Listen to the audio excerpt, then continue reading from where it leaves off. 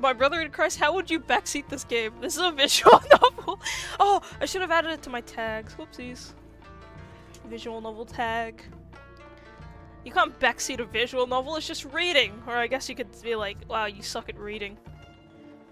I could read that better than you.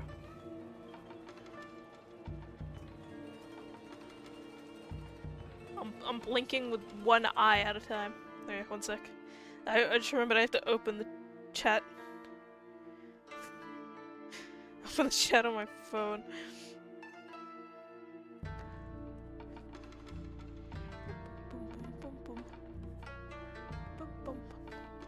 Sorry, you can't hear the spooky music. Listen to this. Get a load of this.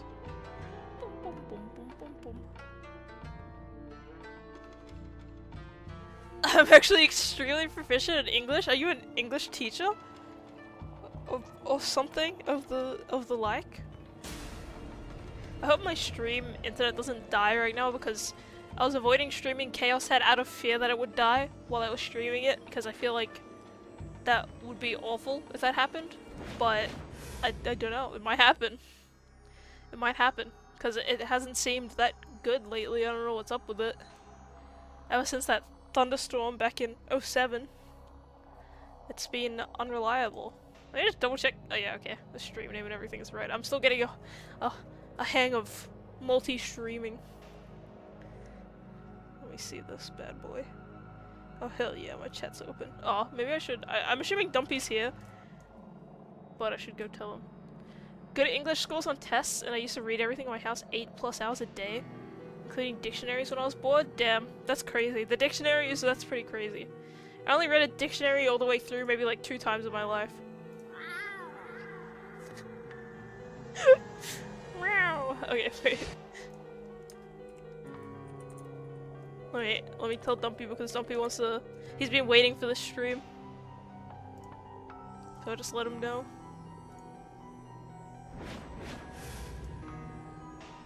Oh, he's here! What up, Dumpy? We're finally doing it, man. Oh, potato on YouTube? What the scallop? Alright, thanks Potato, I appreciate it. I'm sorry this is a late reply, but I appreciate it. Thanks for lonking my stream. Alright. Alright, I guess we got the whole squad up in here. I guess we're ready to start.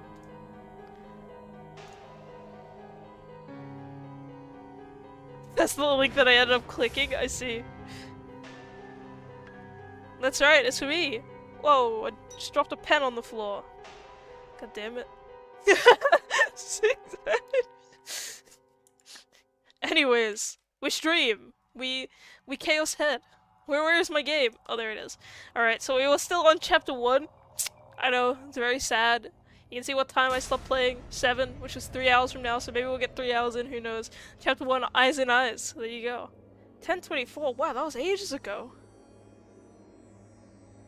English has no rules, so I'm good at it. I think it has rules, they just change all the time. Time to lay down and enjoy my favorite audiobook. What the hell is happening? I don't even remember what was happening. A fire burned bright into the sky. Scorching red cinders danced around the incinerator. The flame was fueled by a sailor-style school uniform along with countless textbooks. Damn. On a foothill overlooking the Seto Inland Sea, a girl stood in her home's garden. The steam whistles of boats echoed in the distance, and the nearby trees gently swayed in the refreshing sea breeze. I've stolen your #1 fan. Naturally. We all return to where we came, Kenshi. Came from. Whoops.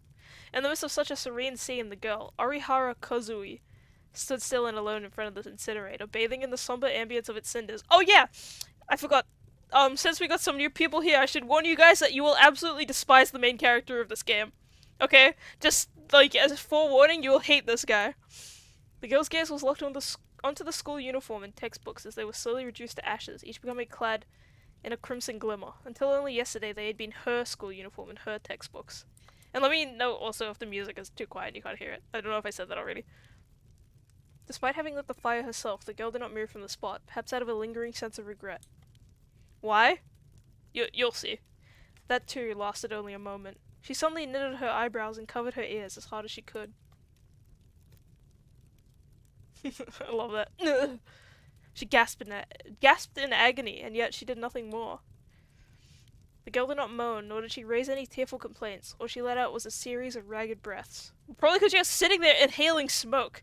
She shook her head repeatedly from side to side as if to express a fierce visceral objection. And as she did, her strength slowly started to crumble, and she collapsed to the ground. She fell on her backside with a thud, let her jaw droop as if utterly exhausted, and looked up to the sky with a dazed expression on her face. If he's anything like me, I'll despise him. I hope he's nothing like you. For your own sake, I hope he is nothing like you. Minutes later, she was still in that exact same position, not having moved a single muscle. Until suddenly, she turned around with conviction, as if she had heard someone call out to her. Okay. She looked toward the house's porch. The wooden house had been built over 50 years ago, so despite it being daytime, it appeared quite dim. Anything beyond the porch could barely be seen. Kazui slowly stood back up and walked over to the porch, and at that very moment, her mother appeared with impeccable timing. Oh, there you are, Kozi. Oh, sorry, it's a grandma. I mean, a mother. Oh, there you are, Kozui-chan. I've been looking all over for you. Have you finished packing yet? Kazui promptly nodded and slowly sat down. We'll have to say goodbye to our little old place in a couple of days. Her mother took a seat next to her, gazing toward the inland sea with a gentle look in her eye. This will be your first time in Tokyo, won't it, Kazui-chan? Don't worry, I'm sure you'll make lots and lots of friends. I said, does it see now? No, trust me, it's easily accomplishable with this guy. Warzone, that's the game you should play. Despite her mother's caring words, Kazui did not nod, nor even shake her head in response. She simply remained silent, gazing wistfully toward the still-burning incinerator in the corner of the garden. Damn. Another week came, and with it, another school day. As usual, I headed to school with my head hung low, depressed as ever. Autumn was starting to come into full swing. Deep Galactic. Yeah, that's true, the new season's coming soon. The leaves of the trees in Shoto Park were slowly changing color, and I was starting to feel chilly in my short-sleeve uniform. I suppose it made sense that I'd be surprised by the change of season, given I rarely went outside in the first place. I still hadn't really registered that summer had ended. My weekend had consisted of non-stop ESO. It's Elder Scrolls Online, boys, just so you know. Grim had kept on bugging me about Yua, but I just ignored him. Hadn't gotten an email from Yua since that first one. I hadn't replied to her first one either, so maybe she'd finally given up on me. I really hoped that was the case. Whenever I talked to Yua, my feelings always got all jumbled up. Those interactions almost made me have a little hope. But there was no point in being so optimistic. At the end of the day, I was just an otaku freak. My whole life, I'd never had any success with 3D, so I'd just given up on it.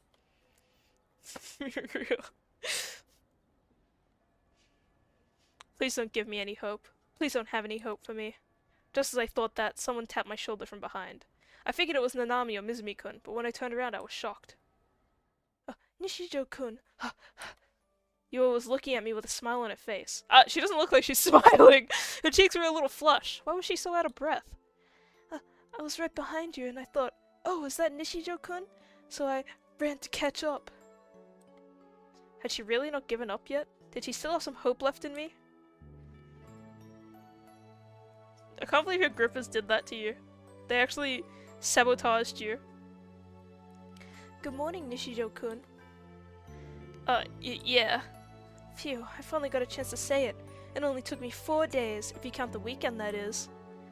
It only took me 2 days by business days. Oh right, I emailed you last week. Did you read it? I found myself nodding out of reflex. Oh good, I didn't see any replies in my inbox, so I worried that maybe it didn't send properly. I considered sending it again, but I guess I was right to be patient. Seriously, what the hell did Yua want from me? Did she expect me to like her back? Did she want me to be her boyfriend? And then did she want us to live out some intimate lovey-dovey fantasy together? There was no way I could do that. No way I could be that normal, no matter how hard I tried. I really wanted to, but it just wasn't possible. I still didn't understand why Yua even liked me in the first place, which made it all the more impossible to trust her. So I just couldn't do it. Nishijo-kun, are you alright? Huh? Well, you've just kind of been standing there for a while now! Upon realizing that, I quickly started to walk away, leaving Yua behind. But before I could get very far, Yua had already caught up with me. I went over to your classroom yesterday, but you weren't there, right? So I thought that maybe you'd caught a cold and taken the day off. I was very worried. But you seem to be doing just fine, so that's good. So, sometimes. Sorry? I just don't come to school sometimes. Everyone calls me a shut-in. That break the spell? You're totally disillusioned now that you know the truth, right? If so, I don't mind. I never got my hopes up anyway. Go ahead and call me an otaku freak, and then after that, never talk to me again. Oh really? I see. Well, I'm really glad I got to see you today then. Whoa. I was left speechless. All I could manage to do was stare at you and smile, but when our eyes met I got flustered and looked down. How was she not disgusted by me? And if you ask me, even if you don't always show up, I don't think that makes you a shut-in. Oh, I'm really sorry. I shouldn't talk like I fully understand your situation. I just... I'm such an otaku freak, not kawaii desu. Yeah, pretty much, yeah. But going to school kills me. And that's exactly why I respect you a lot. Huh? I never thought I'd ever hear someone say that to me. What the hell was respectable about a total loser like me? A gentle smile had spread over Yua's face, a smile so sweet it could cure any disease. That was genuinely what I thought in that moment. After all, even though it's so hard for you, you still make the effort to come sometimes. Most people wouldn't choose to do things that cause them pain. But I'm an otaku. A freak. I remembered why I hated this. But I like listening to you talk, Nishijo-kun. What the hell? What was with all this validation? Why did hearing it make me feel so good about myself? It felt like Yua was embracing me, all the way down to my core. Wasn't he sucking his own dick last chapter for being an awesome Giga Chat that doesn't go to school? Yep. Yeah. Like she was giving me the right to be here, to exist in this moment. It felt like, when I was with her, maybe I could even be a normal person again. Oh no, the bell! I hadn't realized until now, but almost all the students were already gone. Everyone had made their way into the school building. Alright then, I'll be sure to talk to you later, Nishijo-kun. Oh, I almost forgot. Would you happen to have any time today after school? Huh? Maybe we could walk home together. If you want, I mean. With a timid tone, Yua mumbled her words, a faint blush on her cheeks. I'll wait for you in the courtyard after classes end, so if you want to come, meet me there, please. Oh, but don't feel like you have to. It's perfectly fine if you don't want to come. I'll talk to you later, if you want, I mean. Okay, bye! Yua bowed elegantly, then darted off toward the third-year classrooms. Bro might be a Radiohead. I watched it disappear into the building, then I pinched my cheek. It really wasn't a dream. Or a delusion. Oh yeah, this guy has periodic delusions, by the way. It's a very important part of his character. I couldn't focus on my classes all day after that. Or rather, I didn't bother trying to focus. I just rested my head on my hands, staring sluggishly into the autumn sky outside the window. My teachers, my classmates, none of them ever paid any attention to me. But Yua did. Yua was different from the other shitbags at this school. I couldn't stop thinking about her. I couldn't stop having delusions about her. And before I knew it, classes were over for the day. Oh, this guy, Red. I did a fancy voice for him. Sup, Taku, you got a date today, too. How'd your last date with the glasses chick go? Wait, you're not holding back just because you're a NEET, are you? She made the first move, so it's not a question of whether or not to take her out. You just got her, man. I'm not doing any of that. Whoa, what's with the shouting? You and I aren't like that. Huh? This shit again? Why are you giving up on her already? It's about time you got out of your shut-in phase, ain't it? I'm not a shut-in. And that wasn't even what this was about. But there was no point in trying to explain that to Mizumi-kun, a guy who only thought with the wrong head. So ignoring how puzzled Mizumi-kun was, I quickly made my way out of the classroom. He's thinking with his downstairs long nose, guys. The shortest path from here to the courtyard is through the skyway to the third-year building, then down the stairs, I think. I didn't come to school often enough to have a good grasp on the layout. I didn't even know where half the club rooms were. So I was a little bit anxious as I walked down the hallway to the next building. As I walked, I noticed a girl standing alone in the middle of the hall, staring up at the sky. Her face looked stiff. So despite her looking out the window, it wasn't in the wistful kind of way. She looked pretty angry. She was obviously in everyone's way, but she didn't seem to care in the slightest. I know you can hear me walking towards you. Move along, will you? I'm in a bit of a hurry here. I was getting real DQN vibes from her, and I didn't want anything to do with it.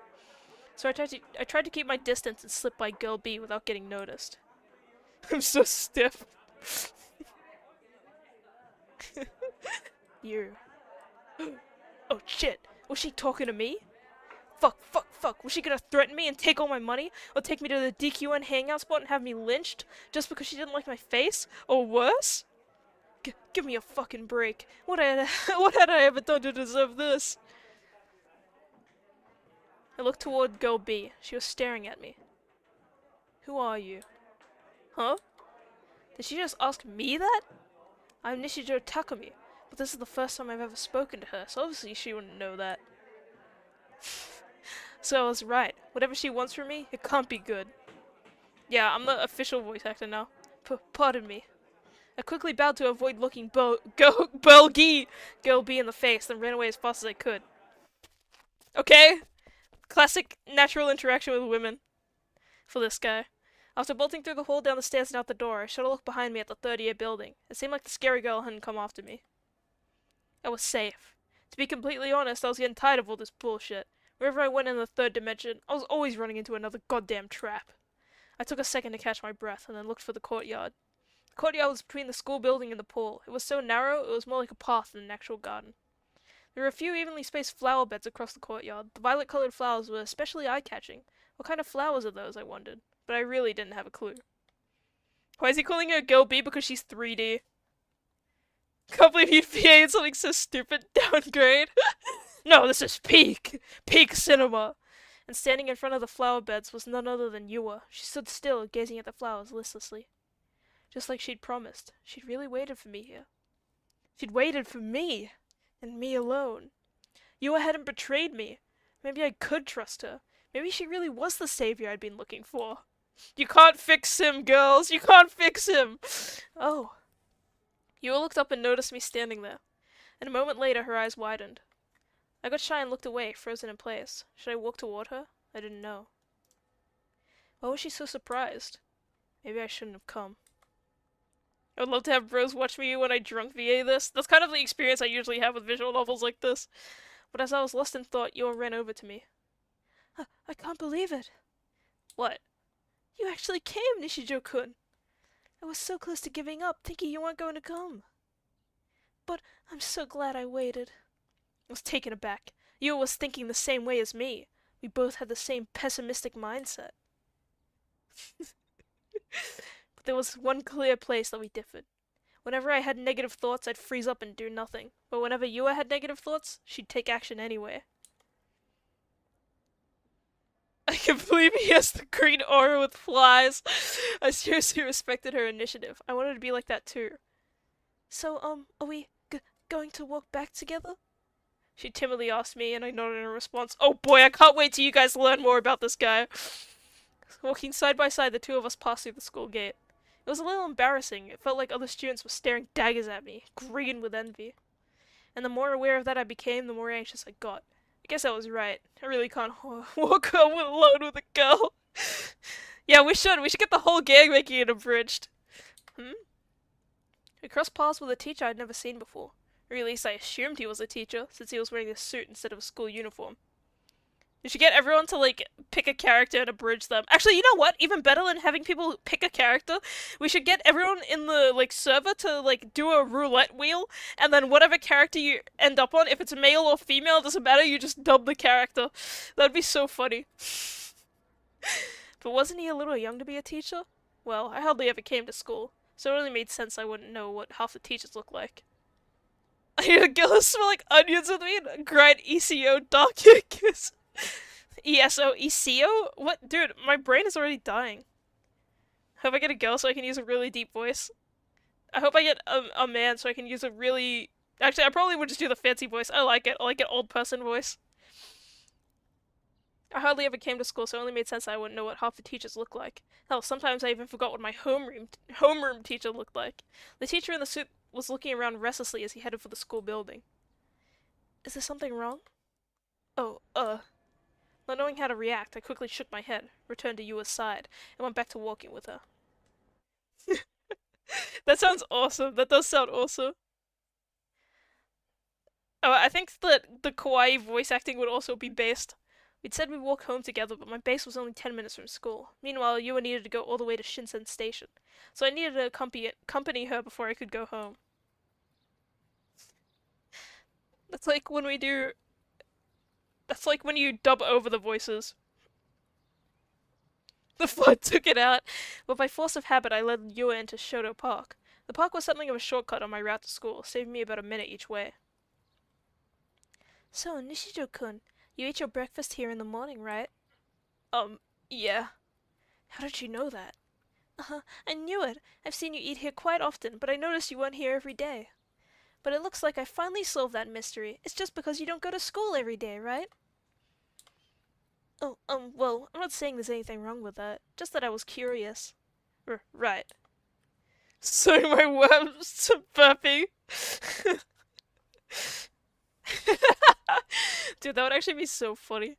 You must suddenly stop, turning toward the bench I always ate breakfast on. Nobody was sitting there at the moment. You know, whenever I looked at you from behind while you sat here, you always looked really sad.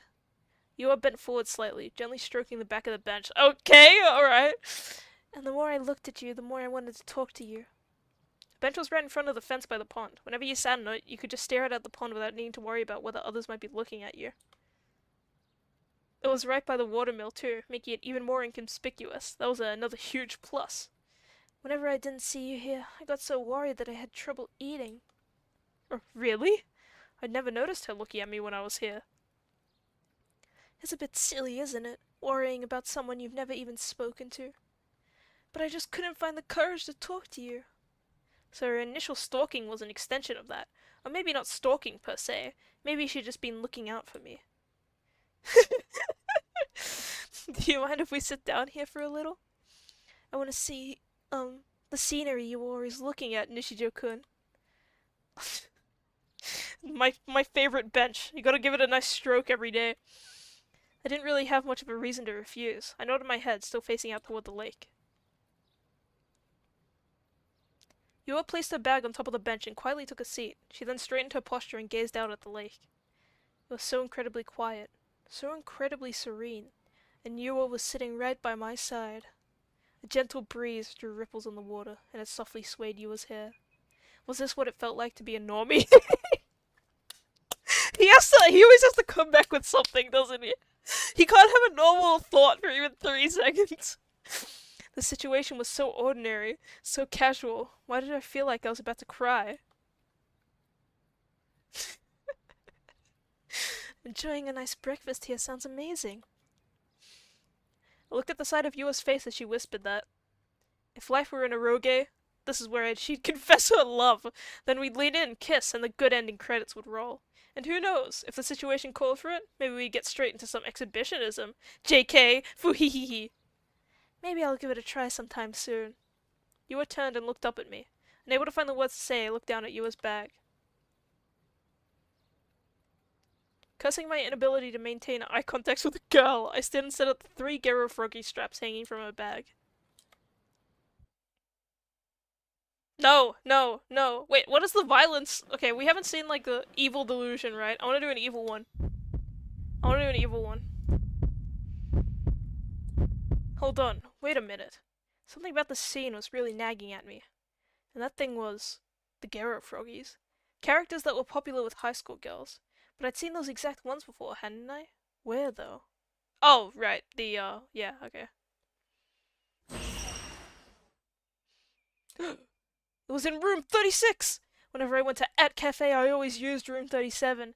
Meanwhile, room 36, the room next door, was always empty. But last week, the day I'd first met Yua, I'd been shocked to find that someone was actually using it, and they were looking at sites dedicated to New Gen, no less. Damn, I got a couple of ESO heads in chat, huh? Got that green stink, you must be high level. Then I'd come across Yua inside At Cafe, started panicking, then instantly made a run for it. No way, you can't be serious. Was it really her? Back then, in that room? I looked at Yua, who was still sitting on the bench. Just so you guys know, he said like, oh yeah, she was looking at New Gen. New Gen is like a bunch of murders that have happened. It's like a serial killing situation. Her eyes stared at me from behind her glasses, and her gaze collided with mine. It was the first time we properly made eye contact since we'd met. There was still a smile on her face for a brief moment, but it quickly changed into a puzzled look. Oh, Elder Scrolls Online, of course! What sort of expression was I making? I couldn't tell. I turned my gaze toward her bag, toward the toy straps attached to it, once again. I picked the evil delusion. What's gonna happen? I felt the air change as she gasped in response.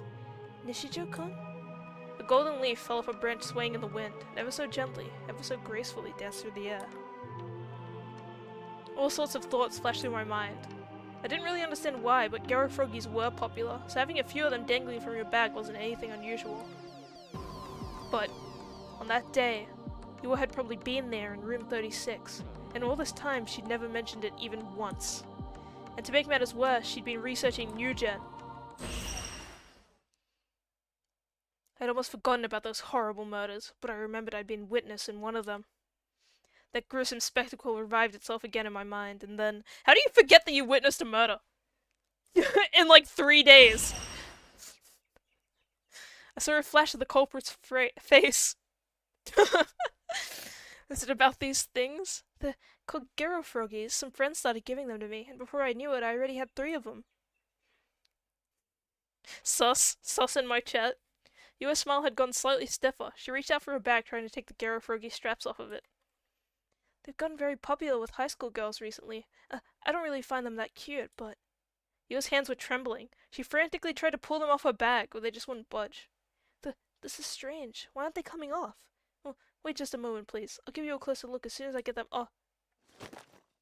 Yua pulled at the straps a bit too hard, causing the bag to fall off the bench. The bag was unzipped, so all of her notebooks and textbooks spilled out onto the ground. Oh, silly me. I'm all over the place today. Just a few minutes ago. I might have even thought of Yua's ditziness as moe, but at the present moment, I was just frozen in place, and that was because one of the fallen notebooks had flipped open.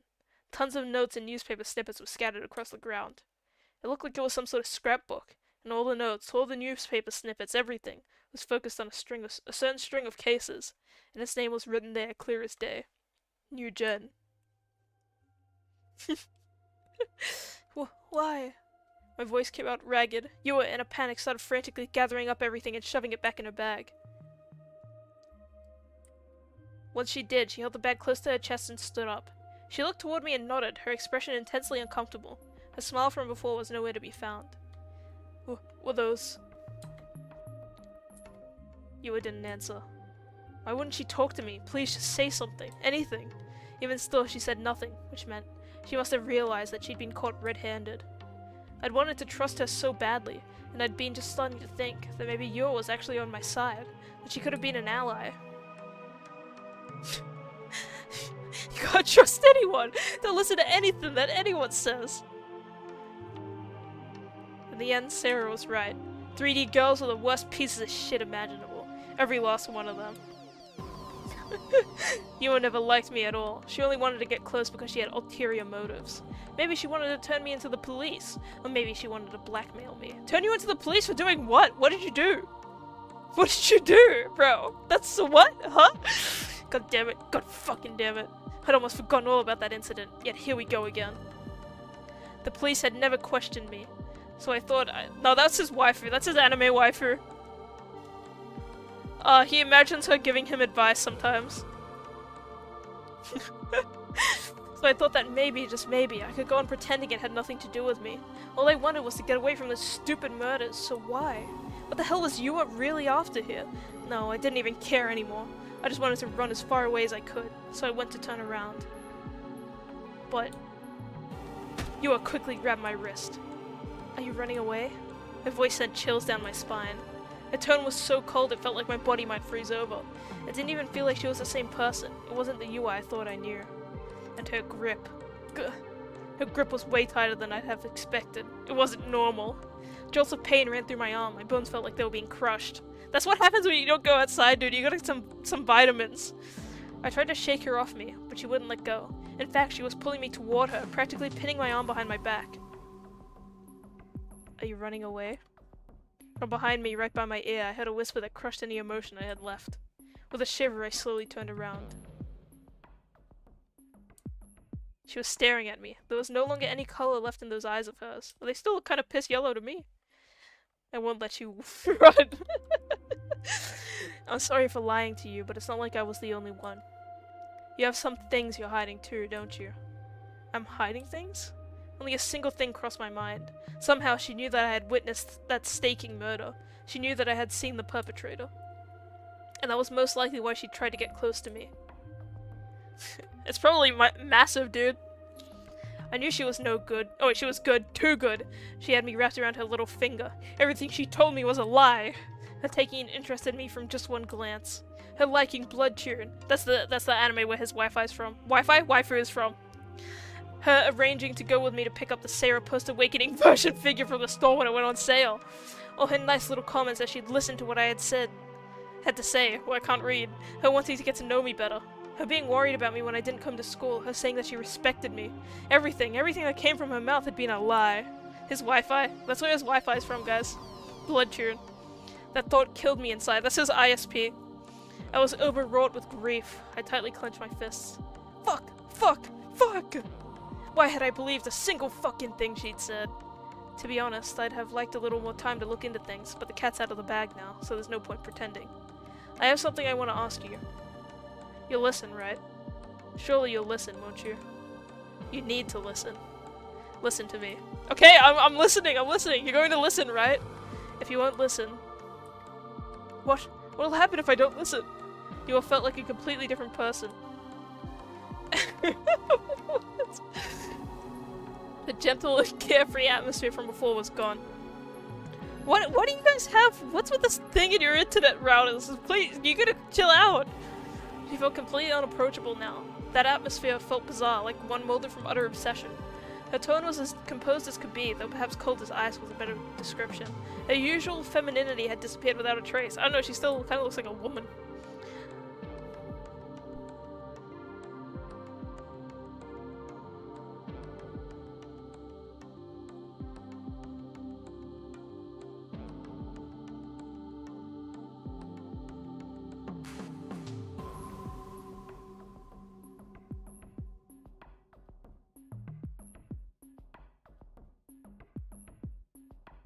Brother came into my room to tell me the Wakfu servers are open, Dumpy. You know what that means. To grind ear so hard, dungeons alone changes a man. God damn. Gives you that stank.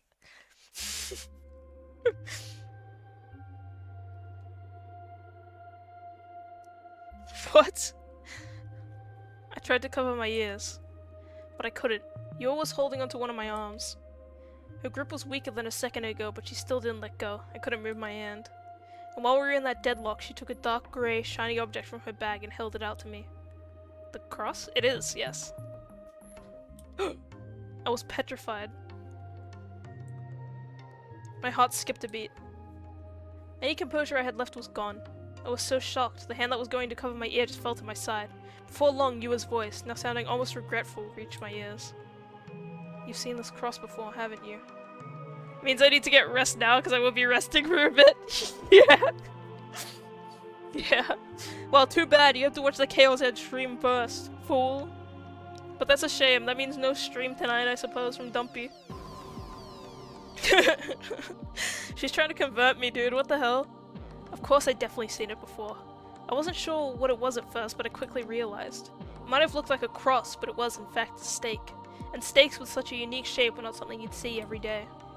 Or at the very least, I had only come across them once. That night, scattered across that alleyway. That night as the demon girl nailed them into the wall. That night as a corpse was being nailed onto the wall. So you do know of it. Unsurprising. You know, don't you? You definitely know. Don't you dare claim you don't know. It would be very odd if you didn't know. Why is she like gaslighting me with her weird, scary way she's talking and saying the same thing 40 times? I know you know. You know, don't you? I frantically shook my head in denial. A disgusting cold sweat broke out on my brow.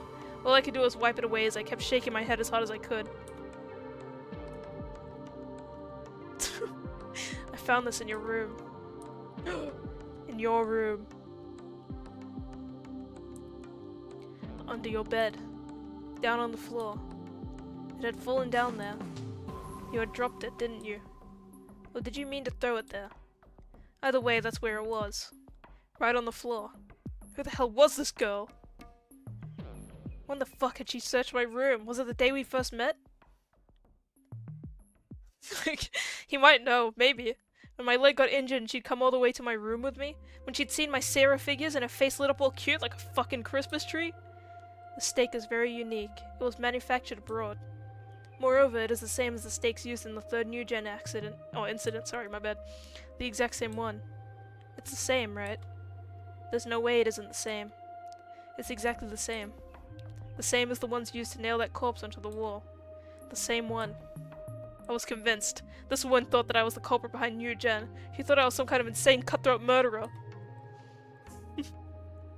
Did she think she was a detective or something?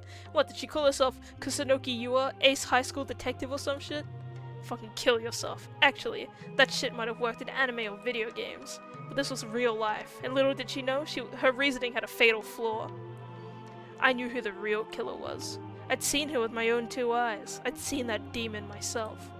Sure, I didn't know her name, but she'd been wearing the Suimei uniform, which meant that she was someone I could know. So what? Yua suddenly hung her head and let out a small sigh. She loosened her grip on my wrist even more, then finally let go.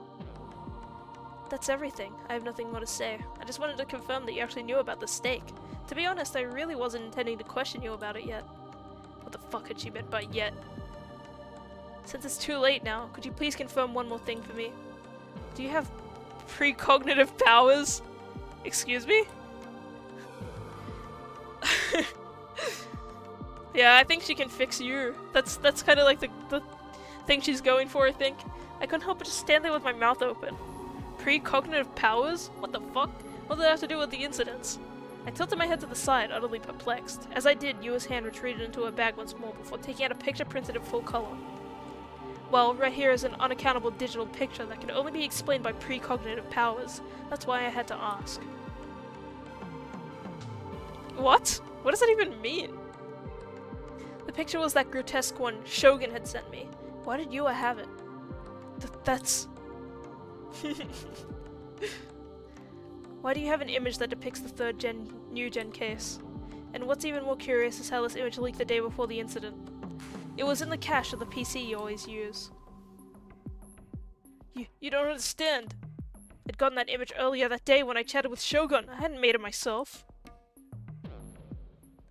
I downloaded it, so it must have still been in my history. That's it. I'll just show you that. Why did you download a gore image?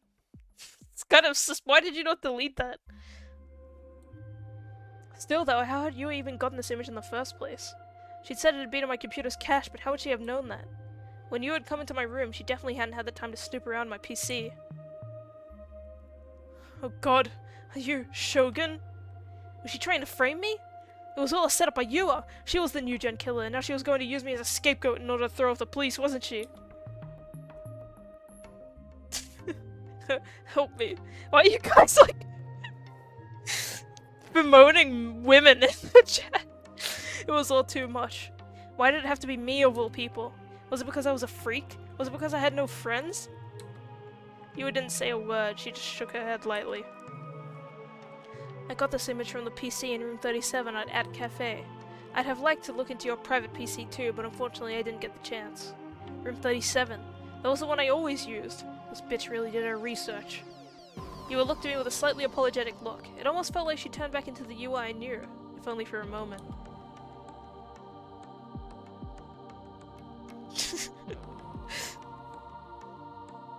Is it not always that way in your chat? It kinda is always that way in my chat. And while that happened, she started fishing around in her bag once more, but this time she took out a page with text on it and held it out to me. I had a bad feeling about this. Alarm bells were going off in my head, telling me not to look. But there was no way I could ignore it, because if I did, then I'd surely end up being framed. Everything there is you. What? What the hell was that supposed to mean? That means she had all of my personal information too? Was you some sort of hacker?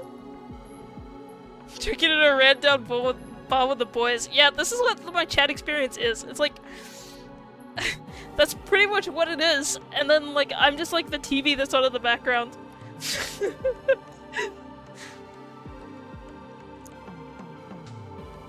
I think people just have very jaded, perceptions of what an ideal woman would be these days. Mainstream ideal women aren't it, dude.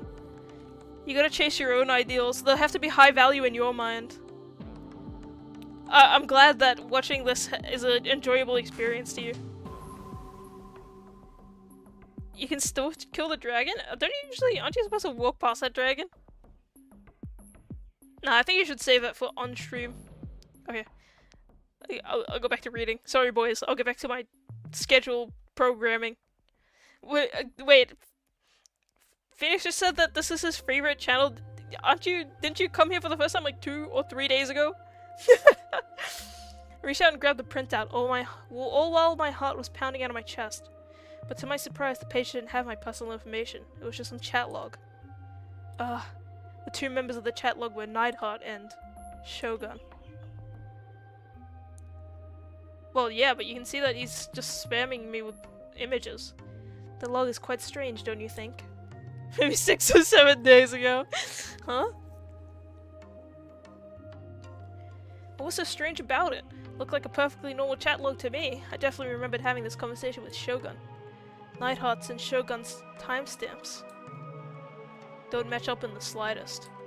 Oh shoot, he's just talking to himself. No, it's okay, Kitchi. I was yapping at the chat anyways. No, you don't gotta apologize. Huh? What the hell? How is this possible? Oh yeah, they're on different days. Damn, that's crazy. The Neidhart there is you, Nishijo-kun. Those are your messages from 3 AM on September 28th. And then the next day you went to At Cafe. You only ever go to At Cafe after school. And you only go to school 2.5 times a week. Your fellow classmates told me so. However, last week— wait, what do you mean 2.5 times? How do you go to school 2.5 times a week? You know, just leave it. Maybe like another 10 minutes into this game, the main character will drive you to drink. However, last week you went to school on Monday, Wednesday, and Thursday. Monday last week was September 29th, the same day Shogun's messages were sent. What? What? What was she talking about? I inspected the chat logs on room 37's PC. Oh yeah, maybe he did leave in the middle of the day. Dude, that scene makes me want to smoke outside the cold. Makes you want to lie down on the floor like Ryan Gosling or whatever. And that's when I realized. For just a moment you were hesitated.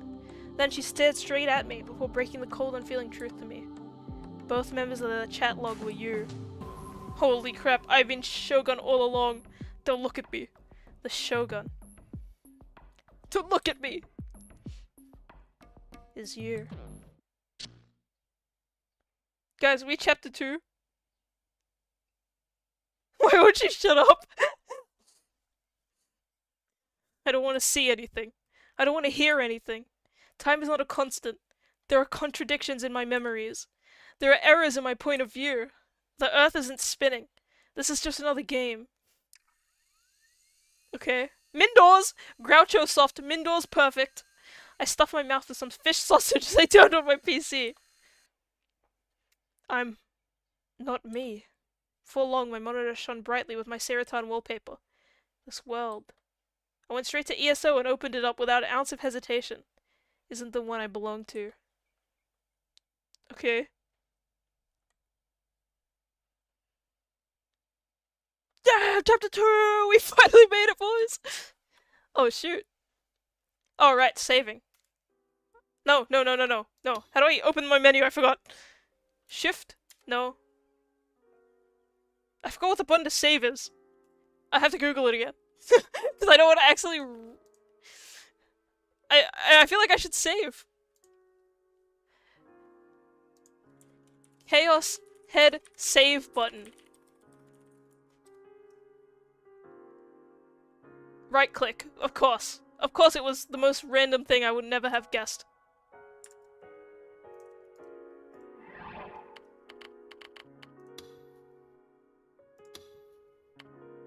Yes. Okay. No, no. Enter. Okay, I saved again.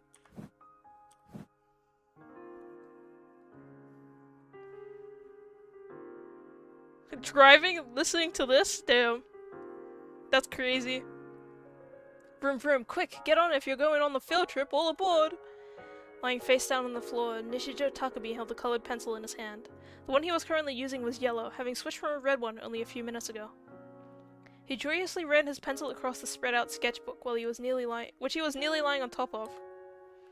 Takumi loved drawing pictures. He would always doodle on the edge of his notes during every lesson at school. In case you guys missed it, this was the main character. Takumi is the main character. The morning news had been left running in the background, but since news and the like was boring to a 4th grader like Takumi, he did not pay it any mind.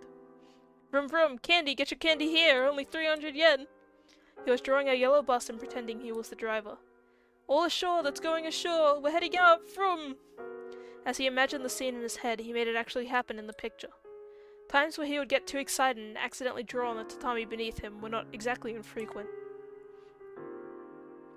Nanami, who would always read manga beside him, would scold him each time he did it. She had some nerve considering she was the little sister, usually saying things along the lines of, "Oh come on, don't get the floor all dirty." Even so, Takumi never became any less immersed in his art. However, when he got to the point of drawing the people in the window, his hand suddenly stopped.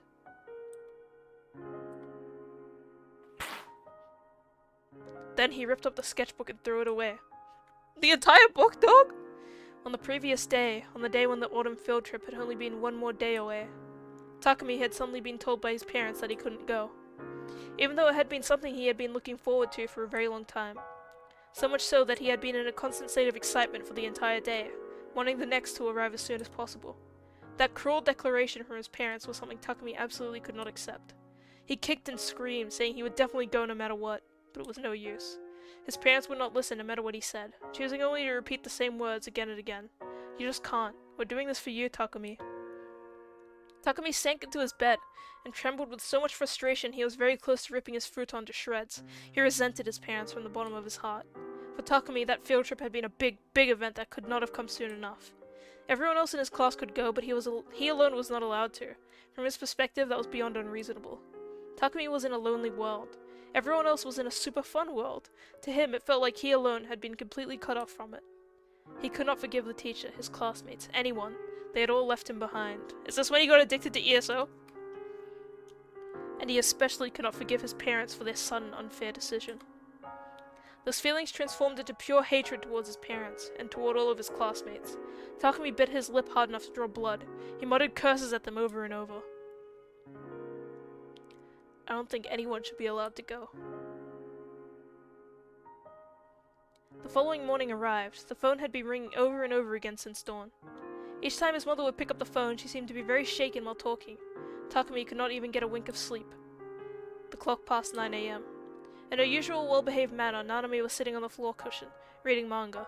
She had told Takumi the day before, "I'm gonna take a break from school to keep you company, Kay," as if she thought it was the obvious thing for her to do. I don't know, dude. You've seen this guy. Their father had already gone to work, so he was not around. Their mother was very busy with the phone calls and had yet to prepare breakfast. There was no need for him to go to school that day. Sullen as he was, Takumi opened his sketchbook and began drawing to distract himself. His feelings of rage refused to subside, so he tore up the sketchbook in frustration. As he did that, however... Huh? Hey, that bus! Nanami sounded puzzled. Takumi had thought she was talking about his picture, but her gaze was actually aimed at the TV. Hey, Mavi! Nanami called out loudly to her mother, who was still busy with the phone calls. Now listening, Takumi followed his sister's gaze and stared vacantly at the TV screen. Oh man, when I was 12 I choked on a lollipop and now I hate them and fear them. Well, it's because it's a different culture, you know? You're so used to conforming. If you're not included in something, if you don't feel like you're included in society or whatever, it feels worse there because the expectation is that everyone is part of this greater whole, you know? The screen displayed a scene of a collapsed elevated highway, a section that was only about 50 meters long and had fallen. Regrettably, a bus driving along there at the time had been caught up in the collapse, toppling onto its side beneath the overpass. So him not going to the bus, like, him not being allowed on the school trip is like, well, everyone else can go, but you're separate, Takumi. You're different, and the reason why is just because. And now you're no longer part of, like, the same society as everyone else. So yeah. It was the very same bus that Takumi should have been on. The bus his classmates were riding on. From just a single glance, Takumi could imagine exactly what had happened. His classmates were on the screen. One child was sobbing, another had blood all across their forehead, and another was lying on top of a stretcher being carried into an ambulance. The reporter was announcing the state of the accident with a grave look on their face, but Takumi did not really understand what they were talking about. Taku-chan, it's awful! His mother was standing at the entrance to the room, holding a cordless phone. Her face was pale. The bus for the field trip was in an accident on the highway. It's on TV right now. And Mr. Saito died. For some reason, Takumi was already sure of this. Everything happening on the TV was eerily similar to what he had pictured in his head the night before, when he had been overwhelmed by frustration and hatred. There was only one feeling that occupied the depths of his mind, a peculiar conviction, one where he was sure that he had precognitive abilities. Long ago, a show on TV that examined people who claimed to have ESP had been etched into Takumi's mind. A person with precognitive abilities had appeared on the show, shocking the world by demonstrating frightening ESP in the experiment. The experiment verified whether or not the psychic could guess which of the 12 items were placed in which numbered box.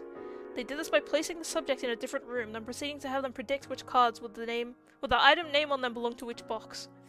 Afterwards, staff members in the other room would place the actual items into boxes and verify how many the psychic foretold. The person on the show received an incredible 90% correct, causing an uproar among the entertainers. As this happened, ESO addicted, whatever this guy is. As this happened, Takumi tested if he could predict things the same way the psychic on TV did, only to get every single one correct. Of course, he did not tell anyone else about this. So, as he gazed up at the TV, he believed that the accident was yet another instance of his precognitive predictions being exactly right. It sounds like over half the class is injured. Oh, how awful! His mother tried hugging him as he lay down, but Takumi avoided her grasp and crawled to the corner of the room. But I'm so relieved. Her eyes swam about as she whispered in a hollow voice. I'm so relieved that I made you stay home, Taku-chan. Takumi felt sick. They were useless, he thought to himself. His abilities had not made a single difference. Just thinking about it made his heart turn to ice in an instant. After that, Takumi stopped speaking to others for a while. He quite literally went mute. He did not say a single word to another soul. His parents worried about him, and their already overprotective habits escalated even further. Dude, I missed the bus and now I'm not injured. Yeah, exactly. Finding them to be acting more and more ridiculous, Takumi thus decided to play the role of a mute boy. He thought of it as revenge against them. Yeah, revenge! Get revenge for not taking you to the bus trip.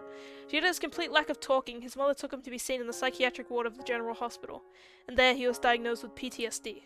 Since Takumi did not actually have PTSD or anything of the sort, he never once took his medicine. He merely pretended to. His parents never realized he was acting, and in the end, he didn't feel even a hint of pity as they worried themselves sick over him.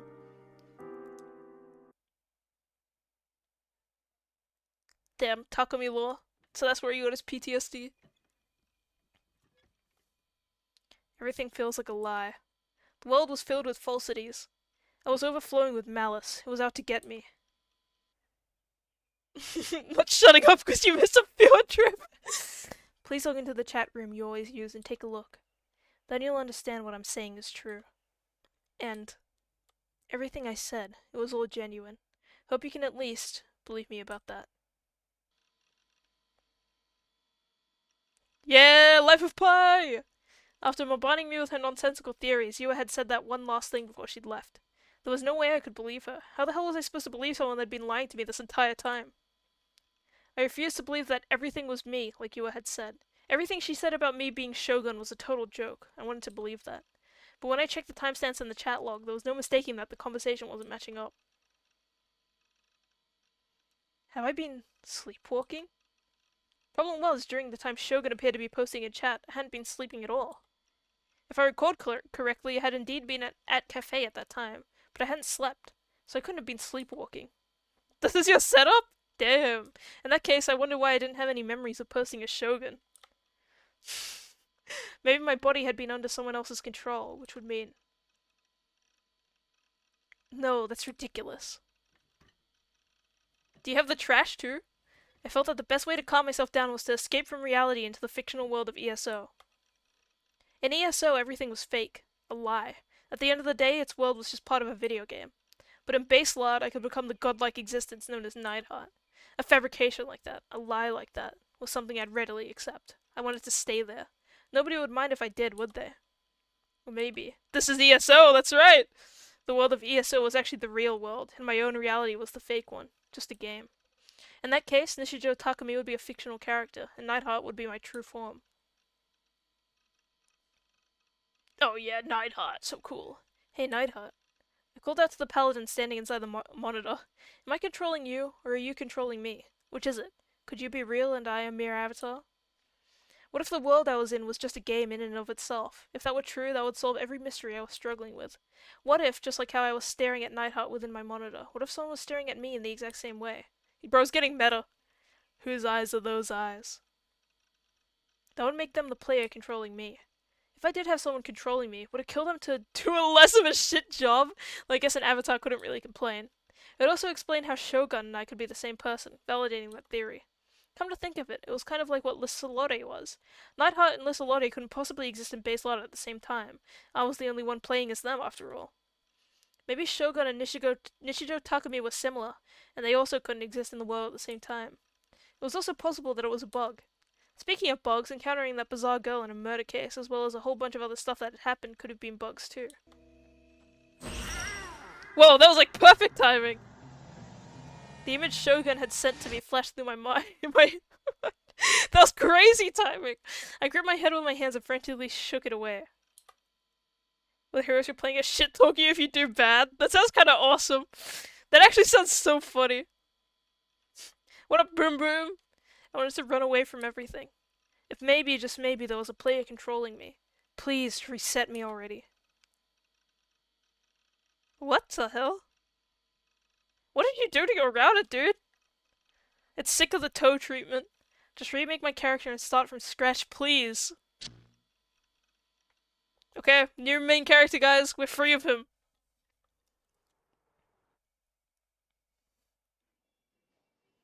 The waiting room of the university hospital was filled to the brim with middle-aged people waiting to be examined.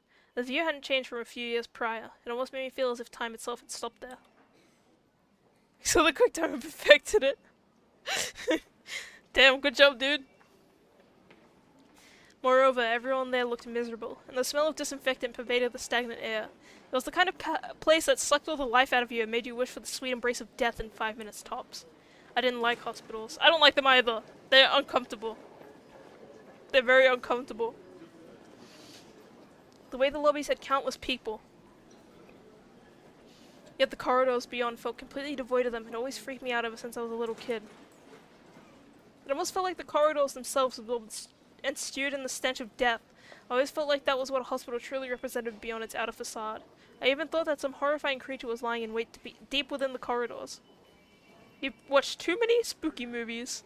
That was why I really didn't want to go there, but there was something I had to make sure of no matter what, so I found myself reluctantly waiting my turn in line for examination.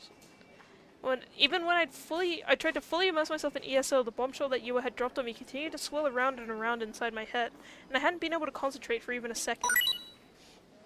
As a result, my mind had been torturing me with all the various possibilities, all the way until morning, and I'd become genuinely scared that something was wrong with me. That was why I went to the hospital, to get an official stamp of approval from a medical professional that said Nishijo Takumi is completely normal. I wanted to prove that it wasn't me who was abnormal, but Yua. I was used to coming to the hospital's psych ward, and yet, when the grill at the reception— Grill? You mean girl? That's a crazy typo. That survived the normal thing and the patch.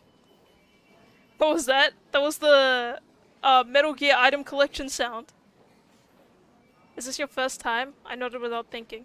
Ever since that bus accident, my mother had regularly taken me here for checkups. When the grill hits, hell yeah, baby! During middle school, my physician had said that I'd completely recovered, and I stopped going after that. This was my first time coming back in about 4.5 years. Whoa, crazy delusions. Okay, what if I'm gonna choose nothing? My first physician— Why can I have like a sexy delusion about this guy? Where's the— yeah, I need a grill alert emoji. Copying Boom Boom.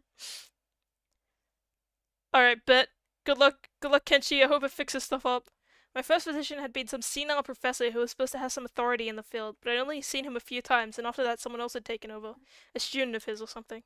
Although despite calling himself the other guy's student, he hadn't been particularly young. To be honest, he looked pretty old.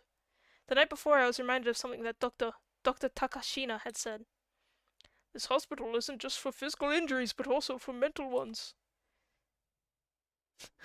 I hated hospitals, but that oh sorry, this is the main guy. I hated hospitals, but that doctor had been very nice. He left a good impression on me, and I thought he was a good person. Well, even then, I'd still thoroughly fooled all the adults to the very end. That is, except Dr. Takashina. He'd seen through it all, and he was the one that declared me completely recovered. If I can get him to examine me. I wondered what he'd say if he learned that I'd become an otaku freak. Nah, there was no way he'd remember me after all this time.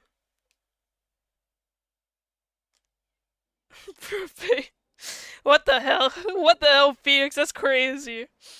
I had to wait 3 hours before my name was finally called. Oh shoot, it's realistic.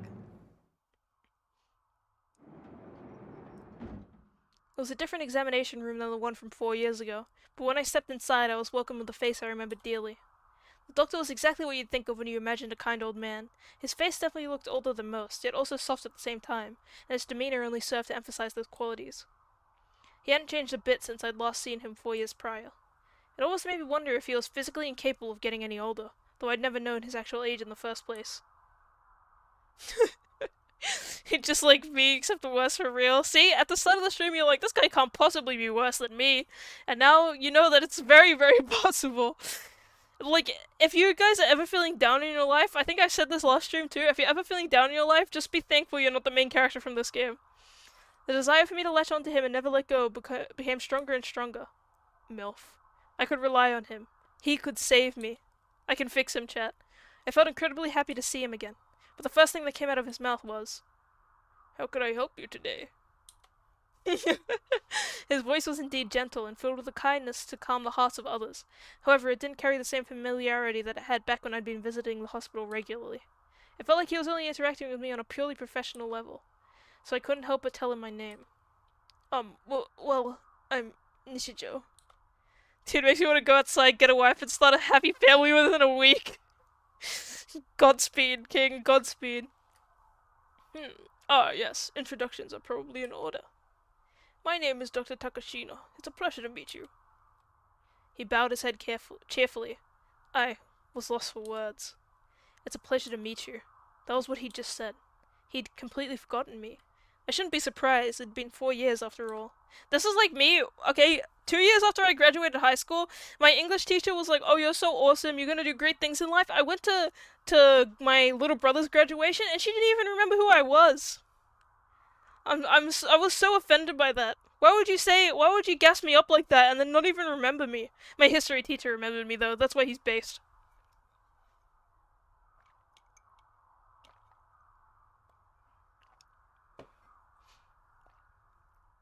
That made me so mad. Maybe that was arrogant, but I'd hoped for it all the same. So my heart was overwhelmed with loneliness and emptiness when those expectations were smashed to pieces. It felt like my very existence was being denied. My history teachers remembered me. I think most of my teachers remembered me, just not my English one. Which is interesting because I have her added on Instagram too. She added me. Not that I really use Instagram that much, but you know. But apparently, people, because my brother, I think he was 2 years below me. 2 years below me in high school. Apparently people were coming up to him after I graduated and being like, "Oh, hey, you're POKO's brother, right?" And stuff like that. And like they knew him from me and I didn't even know any of these people. So I have no idea who they know who I am. It's not like I was like, "Oh, I'm the school council president" or something like that. Like, I was just like a random person. Like, I was a normal person at school. So I don't know, like, what the hell? They gassing you up and they drop you when you leave? Yeah, I can't believe that. I'm so disappointed. My history teacher was so happy to see me though. He's awesome. You were the troublemaker? I wasn't. Well, I mean, not really. I was late like every day. But that's pretty much it. Otherwise, I was a good student. I didn't really do anything bad besides that. Oh, except, no, actually I shouldn't say that. Bro was popular and didn't know it? For real, what the hell? Why did everybody know who I was? I'm famous. That's crazy, I didn't even know I was famous. Dr. Takashina started talking to me while making eye contact, but I averted my eyes. It's written here that you wanted to check whether or not you've been sleepwalking, yes? POKO was a Giga Chad and handsome? Yeah, my fat 40-inch schlong, like, radiated pheromones that every person in the 20-kilometer radius could, like, detect. And they all just knew who I was. Should I take that to mean something happened during your normal sleeping hours? Right, I'd written that on the questionnaire, but it was all meaningless now. He didn't remember me at all. Oh, sorry, I guess yeah we are. My bad. Who cares if he doesn't remember? I was gassing myself up for a second there. Whether he remembers you or not has nothing to do with anything, does it? Don't you dare go forgetting your mission. Oh, right. I hadn't come here to meet Dr. Takashina.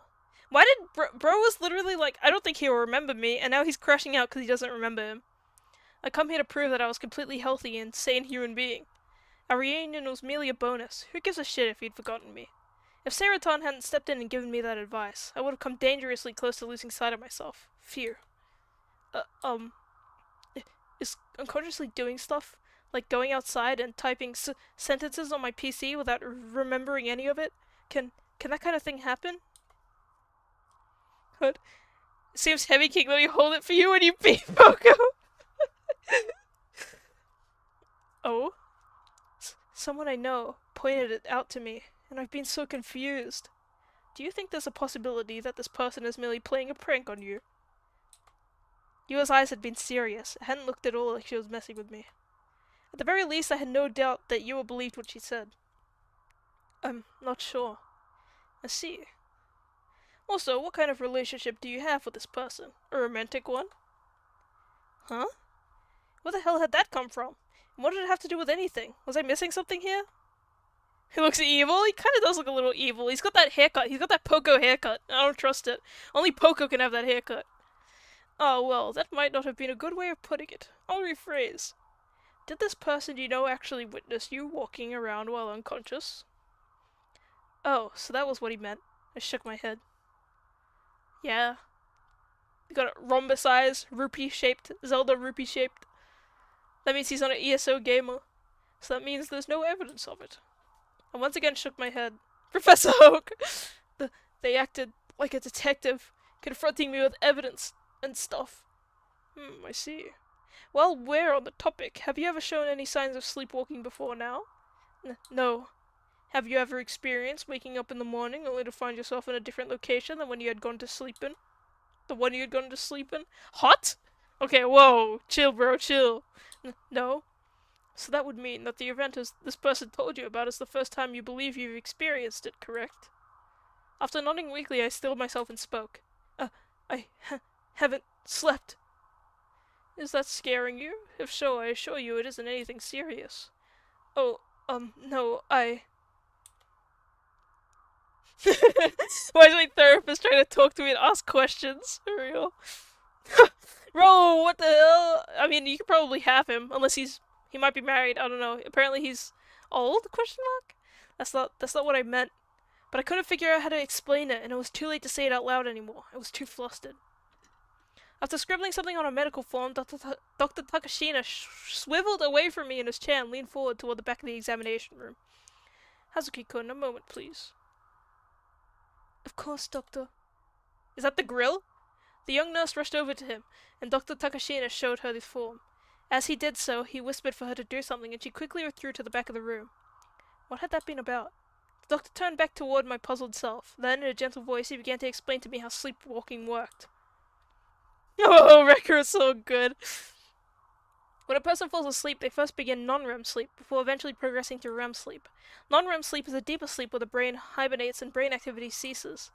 Meanwhile, REM sleep is a kind of sleep where the body is resting but the brain is active in a state that's fairly close to being awake. Sleepwalking is believed to more easily occur during REM sleep. My brain can't read anymore. I'm gonna be a homewrecker now? No, you're a bad influence. Phoenix is a bad influence on you guys. POKO says no allowed. I'm gonna add it to the rules. No homewrecking allowed. With the brain not performing its usual activities, it's difficult for it to formulate normal responses.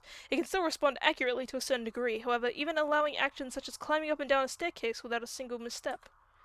One cause of it is when experiencing severe mental stress. It can easily occur then. It's a common symptom in children, but it also often occurs in adults. That should explain it, yes. That's what I meant by it being nothing serious. I'm glad to spread bad behavior across the stream. You are evil.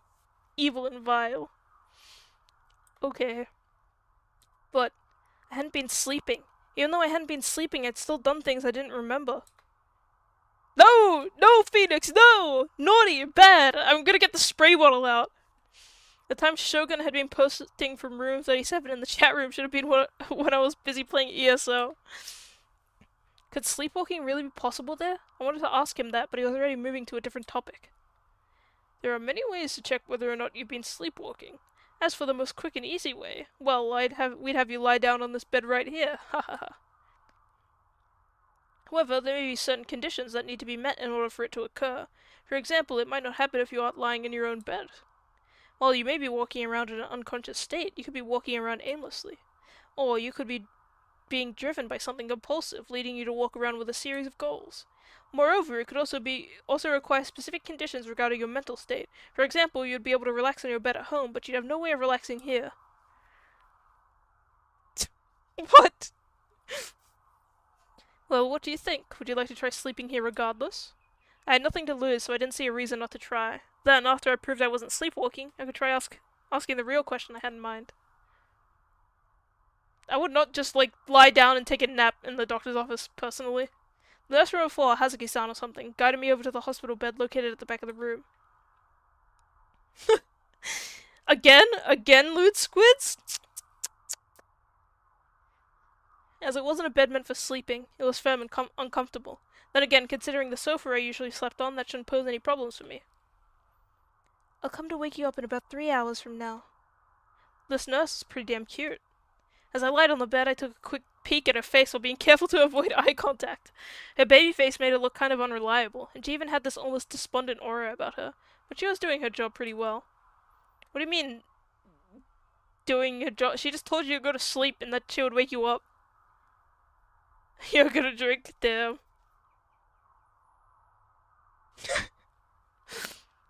Holy crap, you know what, Phoenix? That actually sounds kind of dope. I want to try that out. Just gonna fix him. She felt like a heroine right out of a classic eroge, one with kinky hospital sex. Fuhihi.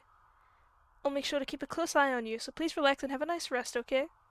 Basically, if symptoms of sleepwalking occurred, like I started wandering around on my own, she'd make sure I didn't get hurt or anything. Well then, good night.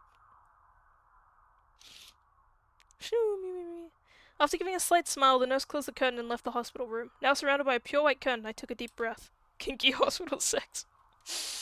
All around me, I could hear the voices of doctors examining patients, the sound of nurses running around, and the sound of the door to the examination room opening and closing. Yeah, I doubted I'd be able to relax here. Could I actually fall asleep like this? Yes, apparently. Figuring I had nothing to lose, I closed my eyes. No matter what I did, my mind refused to think of anything other than that corpse I had been massacred and crucified with stakes, as well as the gory pictures Shogun had sent me. Seems sterile but dirty at the same time. Yeah, I wouldn't vibe with that. I don't think anywhere is a good place to bang except like your room or I suppose a hotel room, but even then I feel like some hotels probably aren't clean.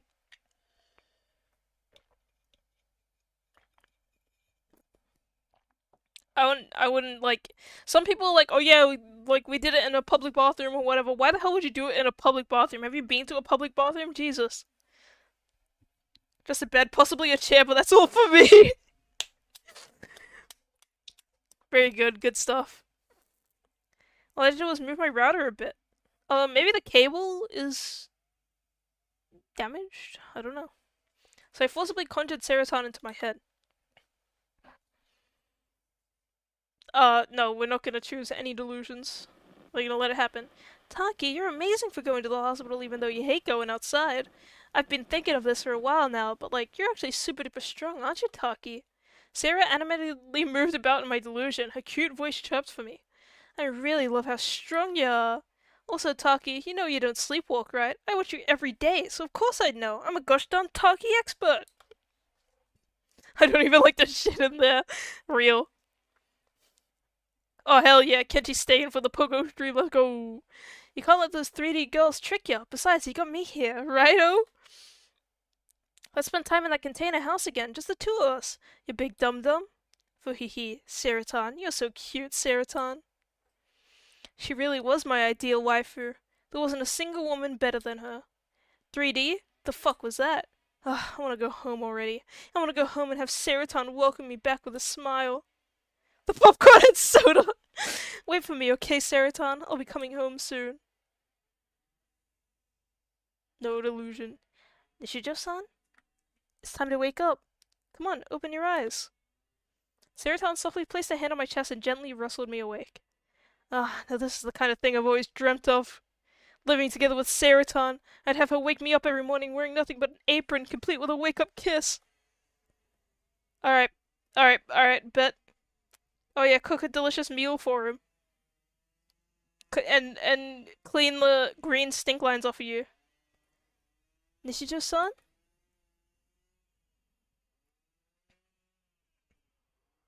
I slowly opened my eyes. Someone was looking down on me from above. I accidentally made eye contact with them. It was the nurse, Hazuki-san. I frantically looked around myself, just like before I was lying on the hospital bed. So everything from when Seraton had started talking to me was just a dream. The stink line's a deep forest green? Damn. Good morning. You ended up sleeping soundly for 3 hours. A full 3 hours? But it felt like I hadn't slept any more than 5 minutes. As I rubbed my eyes in a daze, Hazuki-san glanced at me before covering her mouth as if she couldn't hold back a smile.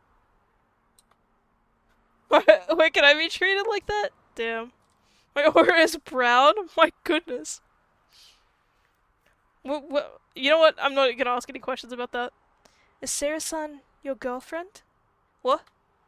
You were muttering her name in your sleep the entire time. Damn, that's so embarrassing. Even I could tell that I was going pale. I'd made one hell of a mistake. How could I have let someone hear my sleep talking? What's more, of all things I could have said, I blurted out Seraton's name. Fuck! So this is despair. I want to die. But ultimately, you showed no signs of sleepwalking. As she opened the curtain, Hazuki-san conveyed that to me.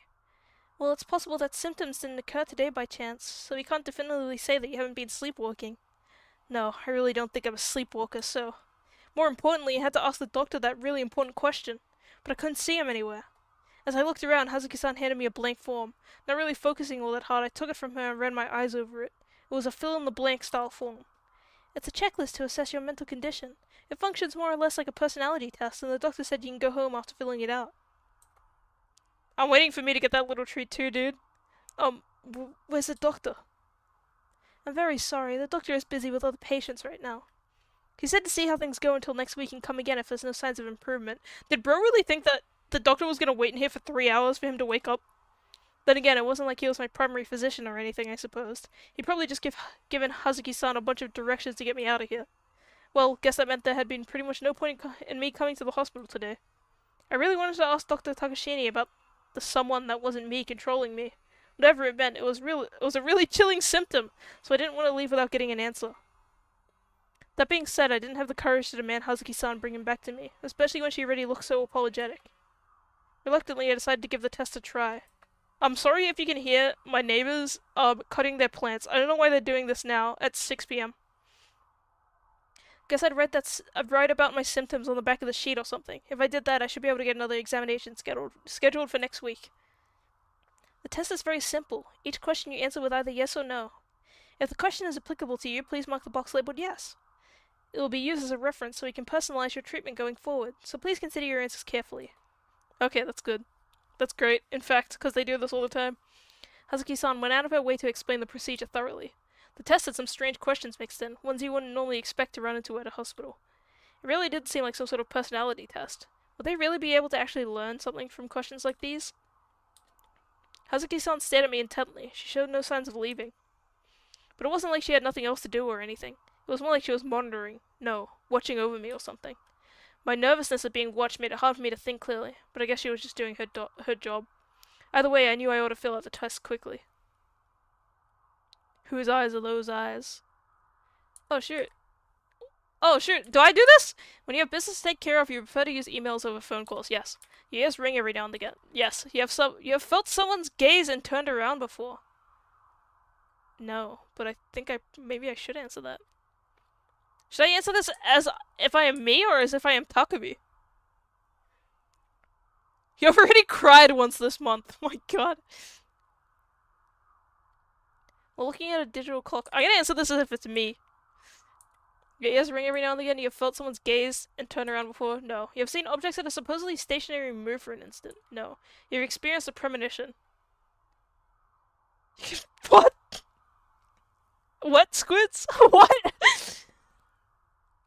While looking at a digital clock in passing, you've seen the same numbers appear in sequence. I wouldn't say I have experienced a premonition, but I have, like, gut feelings about stuff, you know?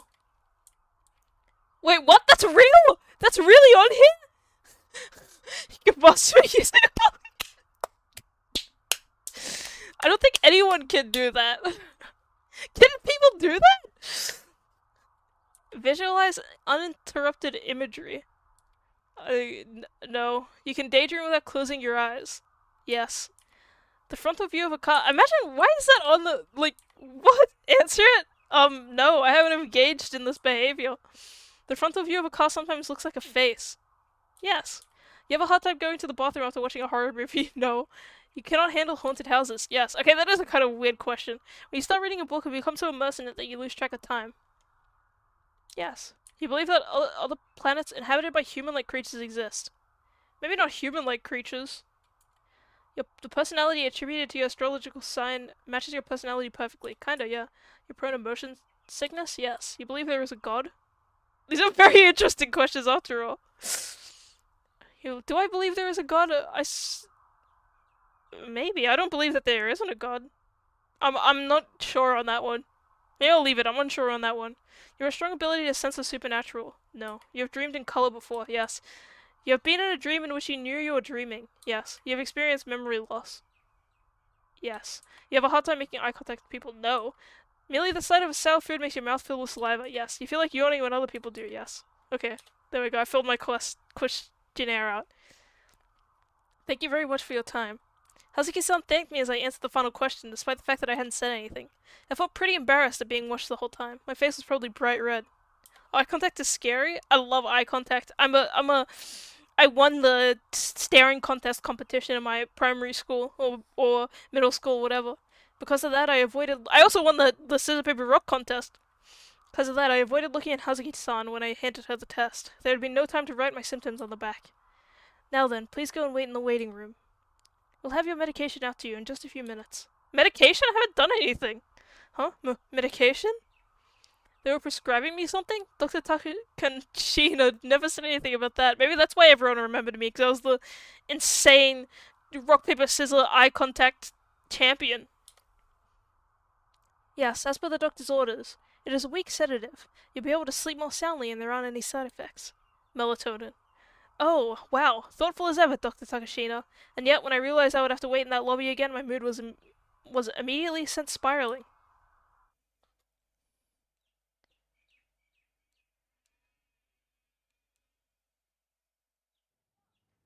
POKO was doing side quests back then? Yeah. Those are my, like, Yakuza... What is it called? My Yakuza sub-stories. By the time I'd gotten back to Shibuya, it was already evening. The hospital was technically in Shibuya Ward, but since Yoyogi was the closest station to it, commuting via train was the fastest. But the Yamanori line had been as crowded as ever, and despite only being 2 stops long, the trip back still made me incredibly tired. Riding the train any farther would have been a pain in the ass, so I decided to get off at Shibuya Station and make my way back to base. Back to base from there. The base, I suppose it's supposed to be? Yakuza sub-stories is wild? Yeah. Yeah, dude. Well, it's true, innit? Even then, there were still tons of people outside the station. I despised crowds. They made my head spin. Not wanting to stay much longer, I tried to speed walk out of the scramble crossing. But even walking straight was nigh impossible. Stumbling even slightly caused people from both behind and in front to bump into me. What's more, a bunch of people handing out pocket tissues packs blocked the way, practically forcing everyone who passed by to take them. Fed up with everything, I ignored the first person handing them out, but I took some off the second because at least she was a cute grill. Grill! Grill! Grill mention! Grill alert! ×2! Another grill! I was so sick and tired of these people handing out tissue packs and shit to push their products. Didn't they have anything better to do than stand right in the middle of the road? Well, whatever. It was free, so I might as well take it. Inside the tissue pack I took was a red flyer, and there was a paragraph's worth of shit written on top of it with white ink. Talk about ostentatious, like holy shit. You couldn't exactly miss something with that color scheme. As I walked along, I gave it a quick skim. Whose eyes are those eyes? Type B blood is in short supply. Damn. It was a blood donation flyer. As I read it, I thought back to the form I filled out in the hospital. I didn't have any memory of filling out something like that 4 years ago. Maybe the way they examined patients had changed recently. Even then, though, something felt oddly familiar about the test. Deja vu. I've been getting hit by it all the time recently. Having my mind and body not function the way I wanted them to, the sense of dissonance, was an incredibly uncomfortable feeling. So in order to ascertain the true cause behind the deja vu, I tried flipping back through the pages of my memories. What? Flipping back through the pages of your memories? Who says that? What? Who says that? I thought back to when Mom had taken me to the hospital about once a week. I'd kept my mouth shut at all times and only expressed myself via nodding or shaking my head. At first, I'd been taken to a perfectly ordinary examination room, but since I showed no signs of improvement, I started going to a different room before long. The room had essentially been a counseling room, which meant it put the patient's relaxation first and foremost. In other words, there were sofas and plushies and whatnot located all throughout the room. Dr. Takashina had taken a very patient approach to treating me, all while refusing to blame my situation on anyone. He alone caught on to how I was merely choosing not to speak, rather than having the inability to do so. Meanwhile, my mum would always talk to me in an unnaturally cheery voice. I don't know why my brain fumbled that. Every time I'd gone to the hospital, the doctor would always welcome me with a refreshing smile. The nurses also treated me with all the love and care they could. And I had a feeling there had always been one more person in the room. Holy whose eyes are those eyes? Oh, there's like a man in black in there. Yeah! Right, there had been a man in a black suit, one that felt fairly out of place in a hospital. As I'd been doing my best not to speak, I never asked about him. I didn't know who the hell he was the entire time he was there. He didn't feel like a doctor, and he always stood all alone a fair distance away from everyone else, all while gazing out the window. I had him dubbed Mr. Nozomi in my head, though that wasn't his actual name or anything. Nozomi. The man in the suit always had a badge on his chest, no matter the situation, and on that badge was the word Nozomi. It did look like a logo to me, though, so it probably wasn't a name tag. Oh, I knew why it was bothering me now. That test from before also had the Nozomi logo printed on it. Oh, did it? I didn't even notice. I had a hunch that I'd seen it somewhere before, and now I finally remembered exactly where. It was like a huge weight had been lifted off my chest. That aside, what was Nozomi anyway? I was pretty sure it was the name of a business. It could be a counter-terrorist organization founded by a gorgeous female CEO named Mrs. Nozomi. Fuhihi, just like a manga. Okay. Okay, normal person. Very normal individual, Takumi. Oh. We're back home. When I'd arrived at my base, I'd gone straight to look up Nozomi online. However, there were so many results that I couldn't manage to pin down anything specific. Well, let's go with a more normal theory first. That Nozomi guy could have been from the company that made the test, and he was just at the hospital in order to sell them or something. The hospital had then adopted the tests recently, and they decided to have me fill one out today. What if he, owns the hospital? That company? Nah, I doubted that. I never heard of some rando attending a patient's examination like that. So who the hell was the Mr. Nozomi guy? Memories kept pulling at my mind, but I was fed up with it at that point. Either way, the reason behind my deja vu was now clear. I decided that I'd ask Dr. Takashina about my memory issues next week, but until then I was going to stay cooped up in my room without bothering with school. Holy cow. You're eating good! I don't know if have I ever even had pecan pie? I might not have.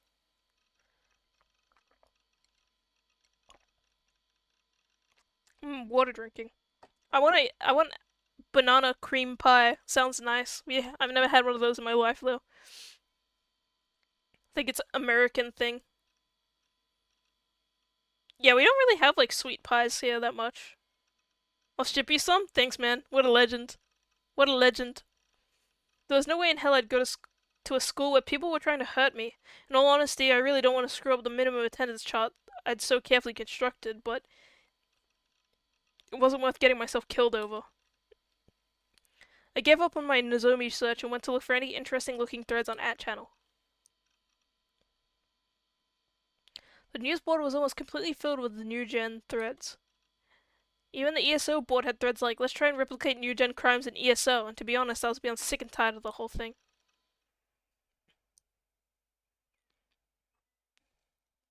Diving back into ESO, I found Grim. What does Grim's character look like? I'm curious. Okay. Oh, I'm chatting, right.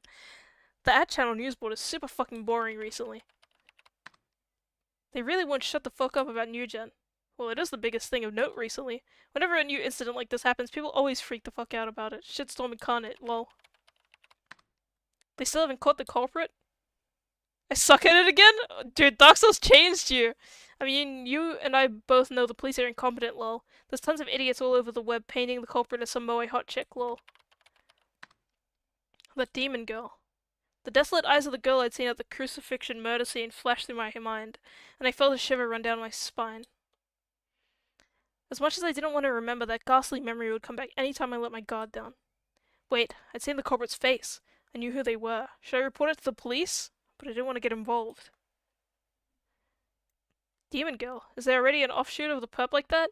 I might be taking it a bit too far, to be honest. No way. These new gen cases are seriously interesting, dude. I've joined the Frippara new gen community. You're getting way too into this.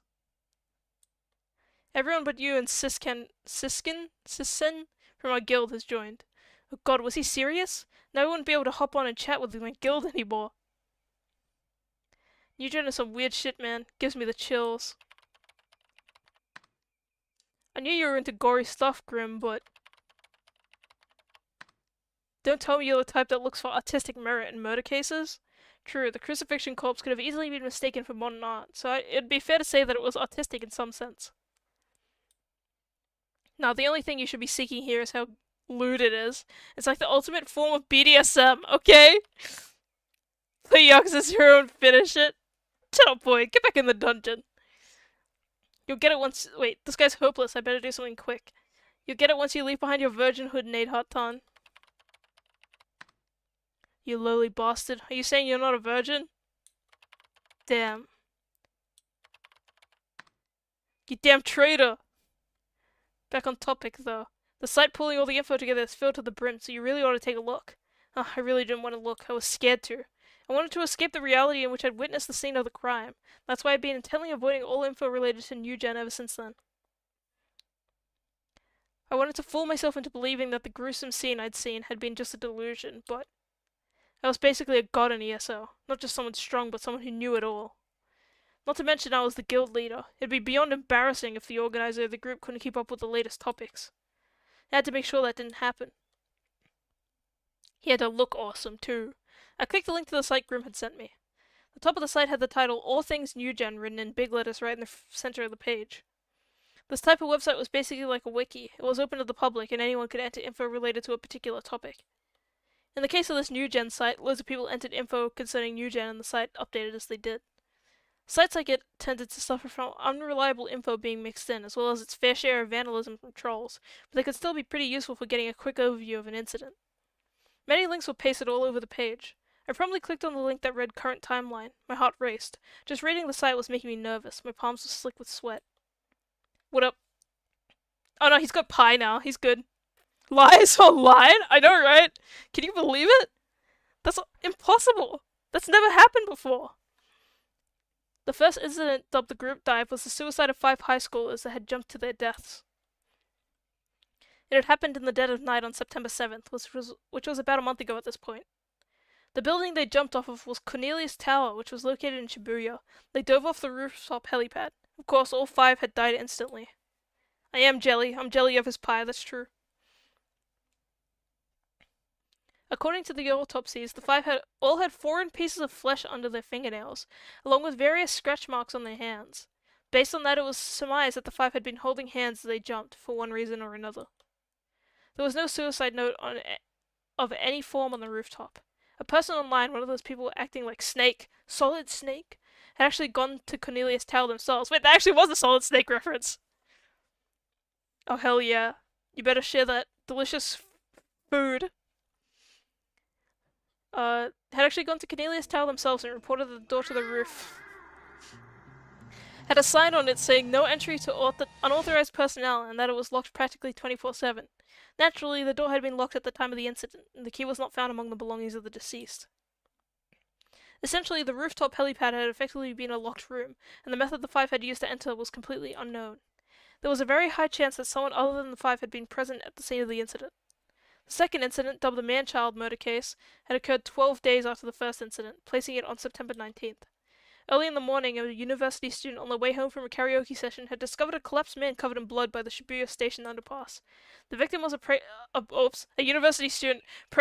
Sorry, I was just thinking about how they changed the name from man-child to from pregnant man, because that's the name in the original thing. S'mores? I've only had s'mores a couple of times, but they're pretty dope. So much sugar. The victim was a university student residing in Shibuya Ward, a 21-year-old named Kanoe Chizuo. He was already dead when he was discovered, but his abdomen had an unnatural, very large swelling. According to the autopsy, someone had performed an abdominal incision on the man, stuffed a newly born fetus inside the man's stomach, and stitched it back up. Whoops.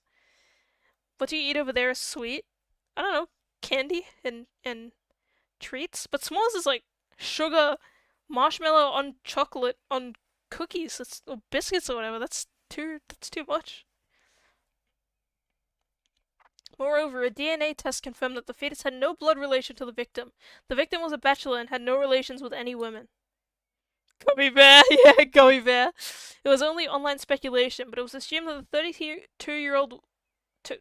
32-week-old fetus had been removed from its mother's body via C-section. However, the mother's identity, current whereabouts, and even whether or not she was alive was completely unknown. It was possible that the police had already discovered her whereabouts, but if they had, nothing had been publicly revealed. Ulp! I averted my eyes from the monitor to keep myself from throwing up. Jesus Christ. Talk about nauseating. The culprit was completely insane, and maybe, just maybe, these ghastly murders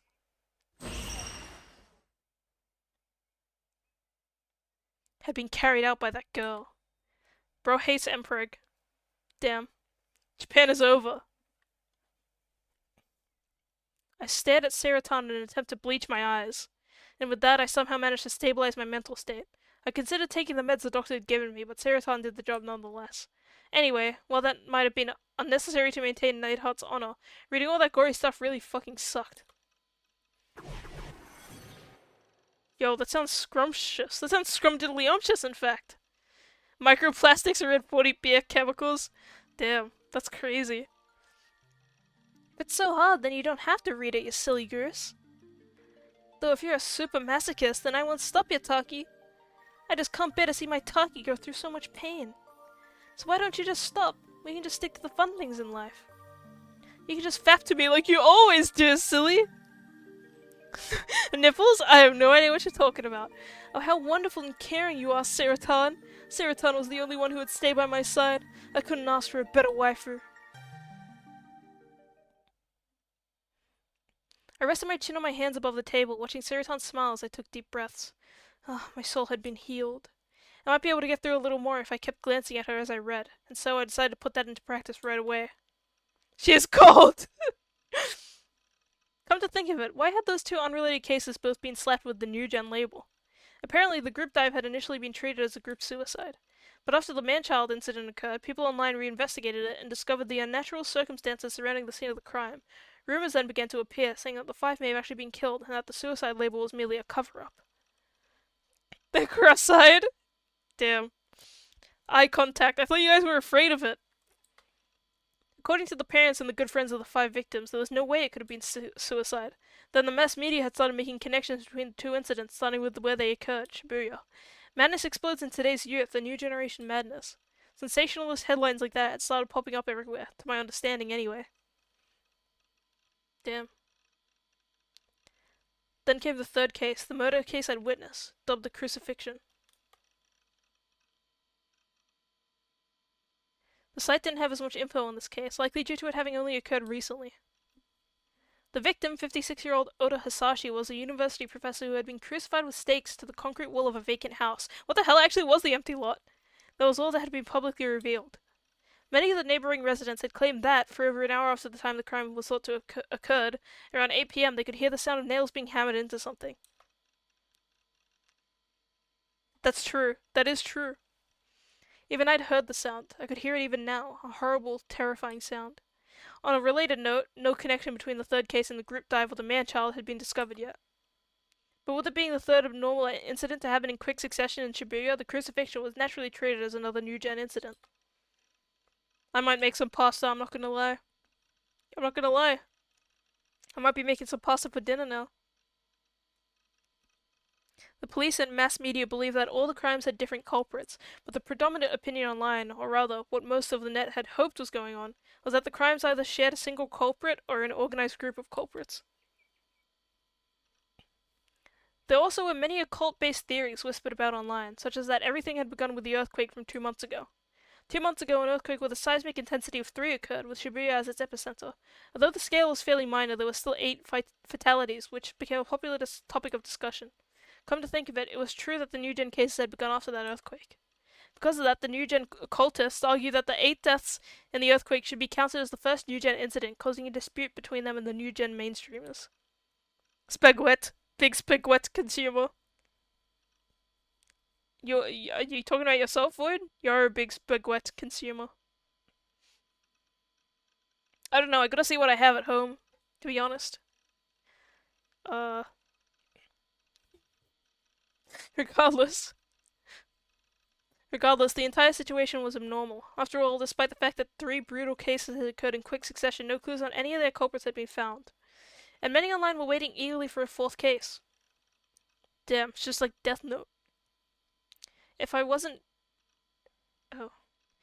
directly connected to it all, I probably would have joined in on the chaos myself. Posted in a few threads, made a few theories. I could have been waiting excitedly for the 4th incident at this very moment. Yes, I am! Oh hell yes, spaghetti gang. We got the whole server eating spaghetti and pasto. Damn it, all these assholes were just having the time of their lives, weren't they? I mean, yeah, you literally just said that you would be like that too. If you weren't involved. Please, just catch the culprit already. A week had passed since the crucifixion, but neither the demon girl nor the police had made any moves. Your program that keeps breaking? Are you coding? If they knew I'd been at the scene of the crime, they would have definitely come to question me about it, but there hadn't been any signs of that actually happening. Thank God. It looked like I wasn't gonna get dragged into this after all. Do you have precognitive powers? The claim you had thrust at me flashed into my mind. Well, right here is an unaccountable digital picture that can only be explained by precognitive powers, that's why I had to ask. Oh hell yeah, the game's about to start making even less sense. I'm so excited. Even though I had finally started to relax, that feeling of despair came flying right back in an instant. The image sent by Shogun, the data was still on my PC. Oh hell yeah, coding. Yo's claims were no more than delusions she dreamt up. Her deductions were a total stretch, not to mention logically bankrupt. While I might have ended up not asking about it in the hospital today, the idea of me doing things without remembering them was completely absurd, utterly impossible. I mean, nothing like that had ever happened to me before. So the gory image was obviously faked. In that case,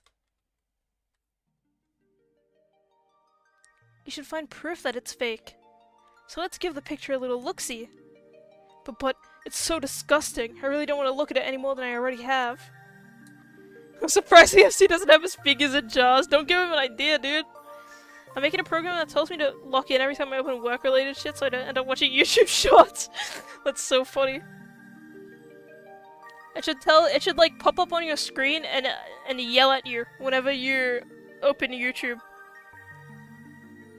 If you destroy that bimbo's argument, Taki, you'll be able to go back to your peaceful life, don't you know? And if you do that, there'll be nothing to fear no longer. So you know what you gotta do. Sarah kinda a baddie, not gonna lie, I know, right? Of course, she was exactly right. You had talked to me as if I were the culprit behind the crucifixion, but that wasn't true at all. I mean, I'd seen the culprit's face, as if I'd let you put the blame on me after that. So with a gulp, I double-clicked on the folder where the images were cached. Oh, what? Why that fade? Oh shoot, we're in a different location. Police. It was the first time in 3 days that Ban Yasuji had set foot in the Shibuya police station conference room. The investigation meeting for the Mario Mocho staking homicide case had already begun, and Bond was greeted with universal gazes of displeasure for his tardiness. It's with to close the window and play a loud-ass horn. That sounds awesome. Ben forced a polite smile before bending down to sit. He supposed that it was not quite the right time to reveal that he had been cooped up in the bathroom with diarrhea. Okay, interesting introduction. The Mario Macho staking homicide case had been assigned to the Shibuya police station on the morning after the incident.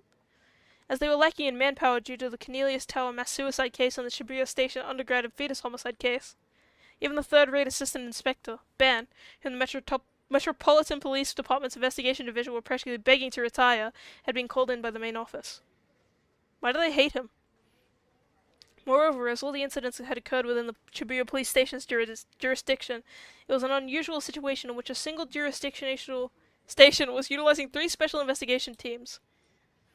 Because of this, operations were made quite difficult, with the 3 investigation teams having access to only one large conference room that they had to alternate between.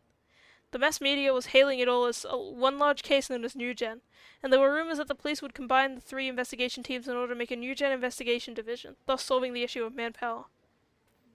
All the detectives found this prospect completely asinine, regarding it as nothing more than an absolute joke. Assistant Inspector, your report. Bond's superior, Inspector Matsunaga, who was in charge of the investigation team, called out to Bond with a piercing gaze. But Bond did not notice this. He simply continued to cool himself down with a handheld fan as he took a moment to recuperate.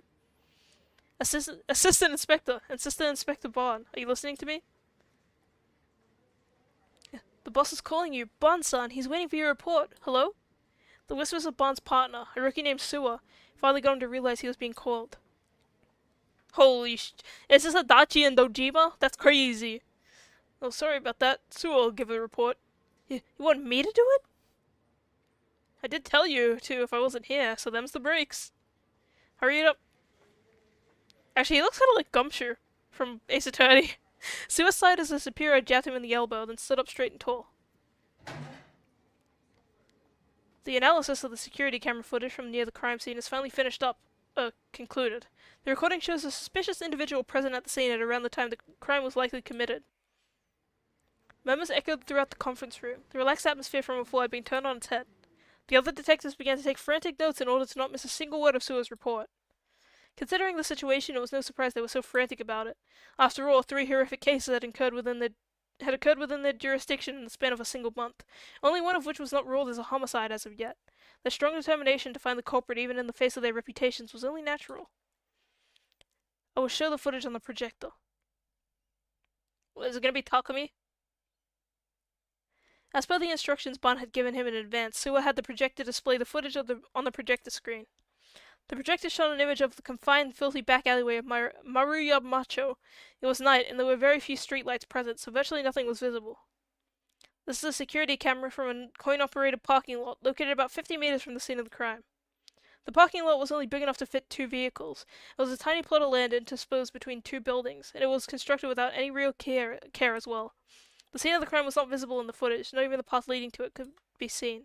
All it displayed was the road that was one farther away from the crime scene. The video had no sound. The time the video had been recorded was graciously displayed on the bottom right-hand corner of the screen. 9:34 p.m. According to the testimony of residents near the crime scene, the sound of nails being hammered could be heard beginning from just past 9 p.m. and ending at around 9:30 p.m., which I imagine you already know. This footage is from 9:34 p.m., which means it was recorded right after the time of the crime. The suspicious individual is shown for around 6 seconds starting from 9:34:53. During that time, they run from the back of the road in front of the parking lot to the front. It is Takumi then. Yeah. Immediately following Suwa's explanation, a silhouette appeared on the footage. They seemed to be in a great hurry and ran from the back of the screen to the front.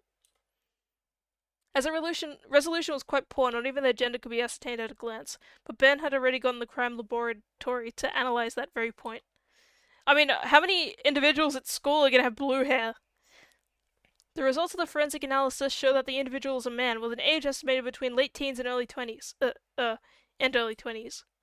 was impossible to discern their facial features. Their clothing, however, is fairly distinct, and it was discovered to be the male uniform of Suame Private Academy, located in Shoto. Also, if you would direct your attention to toward the right hand, the image enlarged on the right hand of the suspicious individual. It appeared to be grasping something. Upon playing the footage back in slow motion, we discovered that when he waves his arms while running, the light reflects from the object he's holding thanks to the lighting present in the parking lot. In anime land, a lot. Yeah, but I mean, Even his school friend has brown hair. Now at the good part, Ben took over Sua's explanation. Judging by the shape, there's a possibility that it's the same kind of cross-shaped stake used in the crime. The detectives continued to murmur noisily. The staking homicide culprit may be a high schooler. The proposition was fairly shocking to them. After all, it meant that the new generation madness moniker that the mass media had been pushing could actually become a reality. So the closest person we have to a suspect would be this boy, correct? That would be the case, indeed. Bond stroked the stubble on his chin. It was a habit of his. Whenever he felt one step closer to cornering a culprit, he would always reach for that satisfying scraping sensation. I kinda wish I was a monkey so I could use my tail as a third hand. You could also use your feet then, couldn't you, if you were a monkey? That is all. So you would have 5 hands. With a great exhale, Sua sat down. You could like lie on your side and then use all of your limbs and your tail. Does a tail count as a limb? Maybe, I guess. You're the worst, sir. I can't believe you robbed me of the best part like that. Ignoring Sua's grumbling, Bond once again burned the image of the high school boy into his mind. So you've finally shown yourself. Now I've just got to grab onto you and never let go. Holy hell. The police are after me, boys.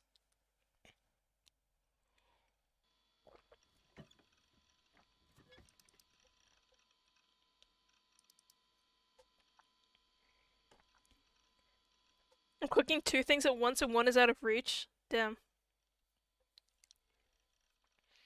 You need a little servant goblin or something. Sure enough, the image of Shogun had sent was in my cache. Wait, the image Shogun had sent was in my cache folder. 168491 was its name. Obviously, a part of me was still hesitant to even look at it. I mean, it was a pretty fucking nasty image. Grotesque as all hell, too. I was sure just looking at it would throw me right back into the scene of the crucifixion. Or that violent scene had taken place right in front of me. But even then, I needed to expose you as flawed logic, and therefore guarantee my own safety and innocence. Thankfully, since Serotan was there for me, I could handle a little bit of gore. Mustering all the courage I had, I double-clicked the file. Yeah, it's pretty, I mean, it's a corpse. Gah! God, it was so gory! But compared to the crucifixion scene I'd seen in person, it wasn't quite as bad. Telling myself that the image had to be fake, I was just barely able to stomach it. When I'd first received the image, I'd closed it immediately after looking at it once. I hadn't inspected it thoroughly. This time, holding back the urge to vomit, I decided to examine the image in excruciating detail. I didn't know much about how to tell whether a picture was fake or not, but taking a look at the shadows, seeing if there was anything off about the surrounding area and other stuff like that should probably be enough. The only possibility I had in mind was that the photo had been taken in advance, and the crucifixion corpse had been put on top of it using CGI. Every good pasta gotta have protein to balance. I like this. It's like cooking mama experience. Giving advice. Every now and then, Phoenix just drops like one line of how to make good pasta. That's so awesome. And then the day after Shogun had sent the picture to me, they'd executed the crime exactly as they edited in this image. Thanks to the poor resolution, how dark the image was, I could only really see the stakes, leaving the identity of the victim unclear. Looks AI generated! Light was only hitting the aura surrounding the corpse, yet something about the image was just begging for me to look at the crucifixion itself. I felt like that was the intent of the person who made it. I mean, come on, focusing that much light around the corpse was kinda overkill, don't you think? Well, it wasn't like I'd been paying close attention to the actual crime scene, so I couldn't really jump to conclusions. Cooking Mama is a baddie? Damn. What do you mean jock maxing? In the picture, the demon girl wasn't standing in front of the crucified corpse. But when I opened my eyes wide and looked even closer, I noticed a silhouette in a dark spot on the left side of the image. I'd almost completely missed it. Where? Due to the low res of the image, the shadow the figure stood in blended perfectly into the surrounding scenery. You could easily miss it if you weren't paying close attention. Zoom, I want to see. Obviously the image was fake, but what if the person who'd taken the photo had accidentally left themselves in it? How would they take the photo? With a drone? You think they'd got a drone, dude? If they had, it was possible that they'd forgotten to edit themselves out when they tampered with the image. It looked like they were wearing a Suimei uniform. In that case, it had to be the demon girl. She had been wearing one at the time of the crime, after all. But when I took a closer look, I noticed that the figure's hair was actually pretty short. The demon girl had long hair, like you were. Alright then, time for some computer magic. I needed the details here. I opened up some image processing software and dragged the image in. GIMP. Plenty of people have drones? I think this was like 2010. 2008 or something. Then with a big gulp, I selected the levels option in the adjustments menu, and brightened the once darkened corners of the image. It's you! What? What the hell? The government? Huh? What? I don't... That's... Pictured on the screen. Pictured on the screen was unmistakably... me. How was it me? Didn't make any sense. I'd never even been there before September 29th. It was fake, it had to be fake. I couldn't find any bit of proof that it was, but it absolutely had to be. Nothing made sense otherwise. I mean, Shogun had sent me the image on the 28th, and the crucifixion murder case had occurred on the 29th. If the image was of what had happened on the 29th, that would mean it was a picture taken from the future. Do you have precognitive powers?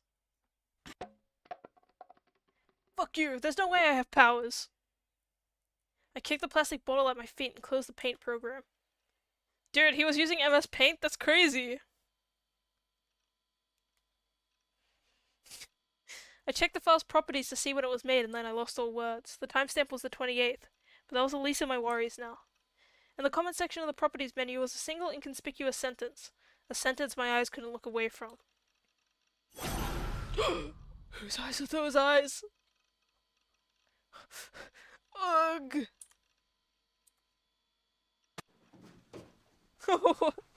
I slammed my hands on the keyboard before shoving it to the edge of my desk. I clutched my head. Ugh! Save me, Sarah! I could barely hold back my tears. What the hell had I done to deserve a whole week of nothing but more and more insane bullshit? Why was I the only one that had to deal with this shit? Whose eyes are those eyes? Whose eyes are those eyes? Hang on a second. If they had somehow managed to get a photo of me and then they'd edit it onto the image of the crime scene, that would either mean Shogun had taken a photo of me without my consent, or that he had somehow obtained my photo from another source. My eyes. I'm watching this as a viewer. Oh, okay. It's just Void's eyes, boys. And considering how he'd suddenly entered the chat room and started talking to me right after Grim had left, he had likely been aiming for me and me alone from the very start. Shogun might very well have discovered my real identity. If that was true, then Shogun, the demon girl, anyone could raid my base at any moment, and then I'd be abducted. I felt a chill on the nape of my neck. It was the gaze again. There was someone there, or something there, watching me. Don't look at me. Did you really think I'd turn around? I knew the rules of the game better than anyone. The "it'll take more than that to make me turn around" game. Fear sent goosebumps all over my body, and I felt a strong urge to check that the door was locked. But instead of doing that, I just continued to stare at my monitor, as I was way too stubborn to let myself lose. Unable to calm down, I opened up my default word processor and wrote down everything on my mind. You can wrap this whole tale up, gang. I found Eugen. It was me. I was Eugen. Damn. That has to be it. Oh, Shogun equal Demon Girl's underling. You are equals Shogun's underling. Damn. Demon Girl, cold-blooded murderer, has precognitive powers. As I stared fearfully at the word demon, I began to wonder if the girl at the crime scene was actually a real demon. I mean, come on, she couldn't be human by any means. If she was a demon, she might actually be able to see the future. And if she could see the future, projecting a scene from the future onto a picture via psychic photography would be child's play. It would line up perfectly with how she'd managed to carry out the gruesome crucifixion all on her own. She then got her underling Shogun to send the image to me, a person who she knew would end up accidentally witnessing the crime scene. I didn't know why she'd done that. Maybe it was a threat. This will be you next if you tell anyone what you saw. Or maybe it was a death sentence. You're next. And if that really was what it meant, then I'm fucked. They could come and murder me at any moment. Nah, you're good, dude. You're safe. What's this? We're edgy? Oh, hell yeah. Angela Lerva. Oh, hell yeah. Kazunoki Yua faced the PC in her room, her profile gravely serious. She swiftly read through the information displayed on the monitor. Before long, Yua let out a small sigh and released a hand from the mouse, glancing at a piece of paper sitting within reach of her. It was the very same paper she had put before Nishijo Takumi the day before, the printout of the chat log between Neidhart and Shogun. Nishijo-kun. Yua muttered a single name. The view of Takumi sitting alone on that Shoto Park bench appeared in her mind, before she quickly shook her head to drown it out. Suddenly she looked behind herself in surprise. Whose eyes are those eyes? Just now it felt like someone was watching me. Her gaze stopped upon a large stuffed Garofrogi enshrined on her bed. Wondering if it had just been her imagination, she tilted her head in puzzlement. Then she slowly rose to her feet, walked over to her bed and fell onto it head first. The sheets smelled of the sun. It seemed that her mother had kindly dried the futon earlier today. Yua buried her face in that relieving scent, her gaze wandering about vacantly. Her room was very neat and orderly, placing her meticulous personality on full display. This especially applied to her large bookshelf, which was rather incongruous for a room sized at around 13 square meters. It was packed tightly with countless books, leaving hardly any gaps. She seems so kawaii, isn't she just? However, charmingly, the lower half consisted of nothing but complex academic books, computing-related books and other similar material, contrasting greatly with the upper half, which was filled with shoujo manga and anime DVDs. With another sigh, Yua turned her body face up and stared at the ceiling. Did.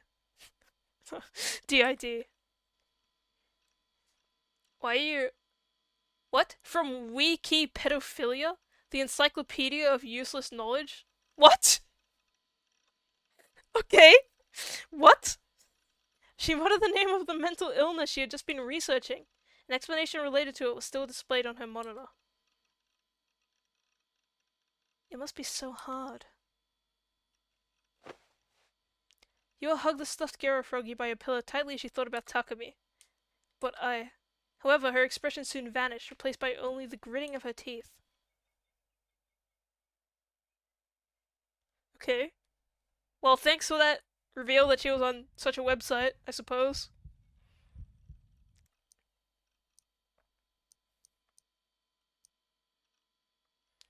It hurt to breathe.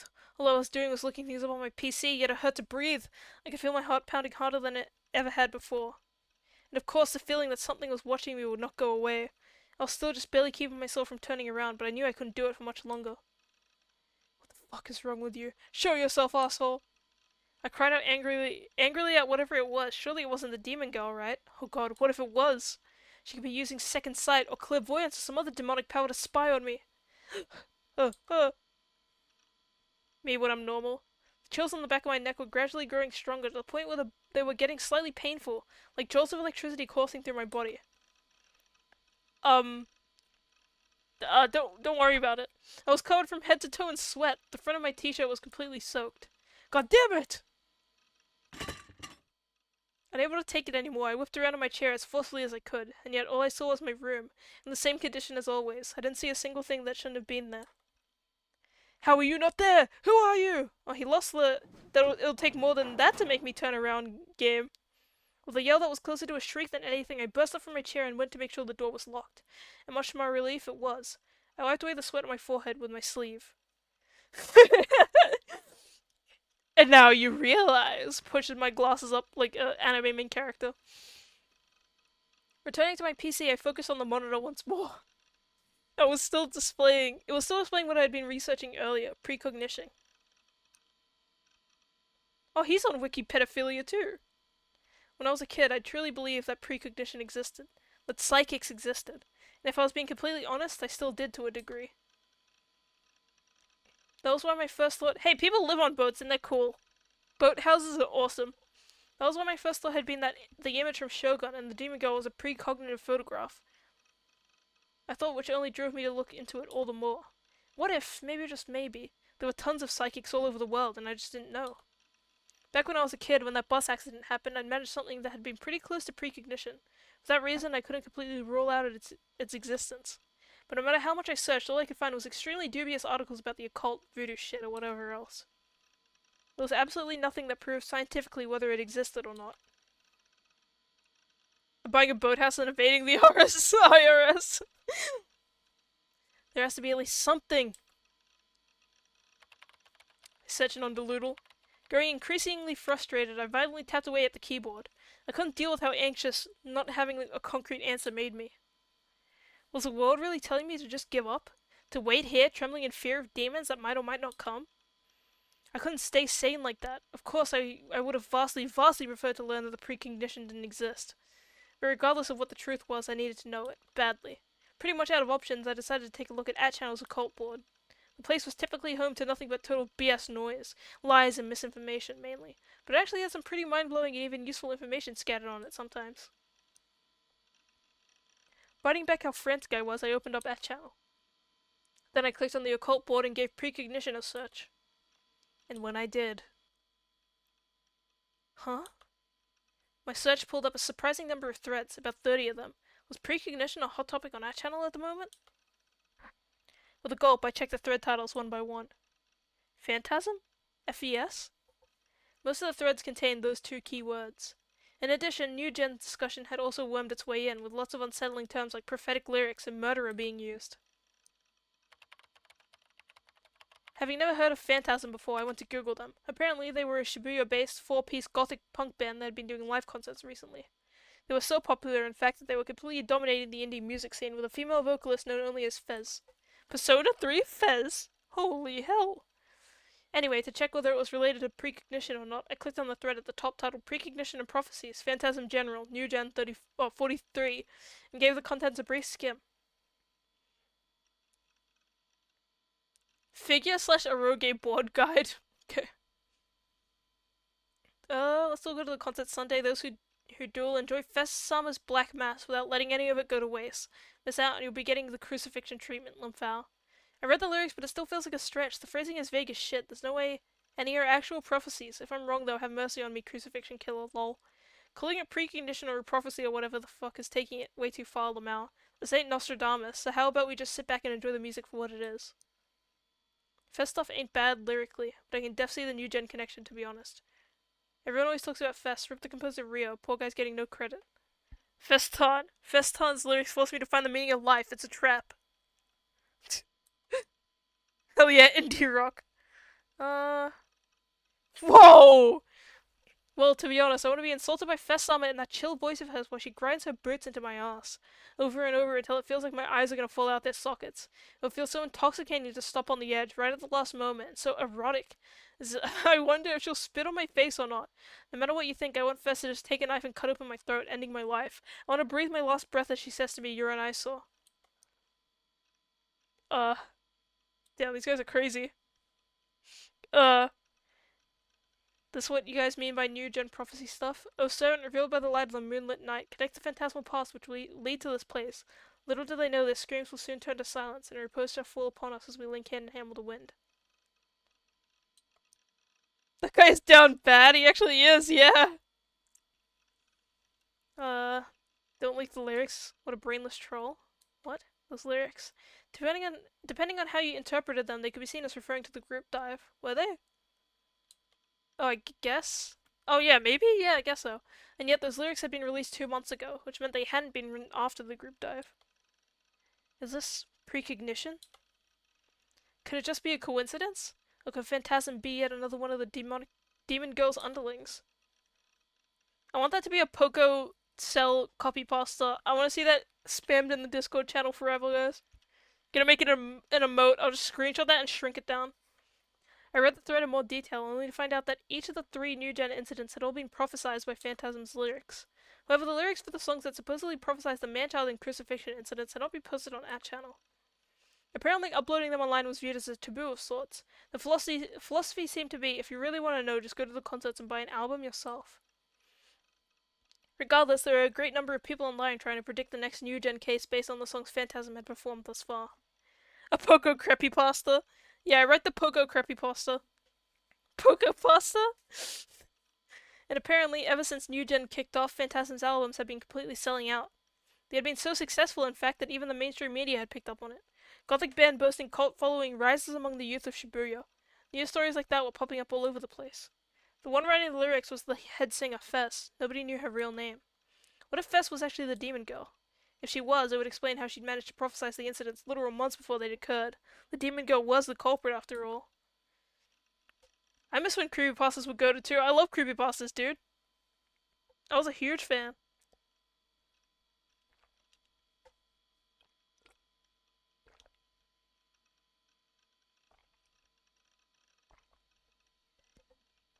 I read like everything I found, ever. I tried doing an image search, but I couldn't find any good photos of her face. All the pictures were taken by phones during her concerts, and they were so blurry that I couldn't even begin to make out her face. My throat just gurgled like I was dying. Oh hell yeah, let me take a gaze at this. Oh hell yeah. Damn, that does look good. Sheesh. Damn, that looks mighty fine. Scrumdiddlyumptious, getting me hungry up in here.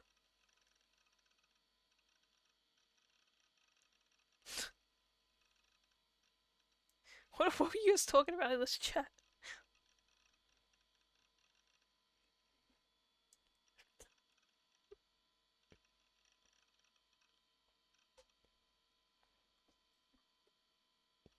I was reading everything. Every creepypasta I could get my hands on. Shit! I wiped my sweat-drenched forehead with the hem of my shirt. I was frustrated, I was scared, I couldn't believe anything. I didn't even want to see anything. Big life hack, cheese. So true. Several emotions swelled within me, suffocating me. My breathing hadn't even come close to stabilizing this entire time. But even so, I knew one thing for certain. I needed to see Fess's face. With trembling fingers, I typed in Phantasm's name and clicked on their official website. Damn, it looks awesome. The site was mostly black, decorated only by a text of uniform deep crimson color. It was unrelenting in its simplicity, and yet felt so incredibly eerie and strange. There was barely anything on the site at all, just basic information on their concerts and discography. There wasn't even a single image. I'm gonna start a website like this, and I'm gonna move all my streams there. Only real POKO heads would know. I'm only gonna get around by word of mouth. There were no profiles on the band members, nor anything on their song lyrics. Well, if they were the culprit, they wouldn't want their face on the internet anyway. Talk about thorough. I took a look at their performance schedule and saw that they typically performed about every other week. Their next concert was the day after tomorrow. If I went to it, I'd be able to check whether Fess was the demon girl or not. But even if I did find out they were one and the same, what would I even do? Hello, Saleh. Watch out, Saleh, there's a lot of cussing in this game.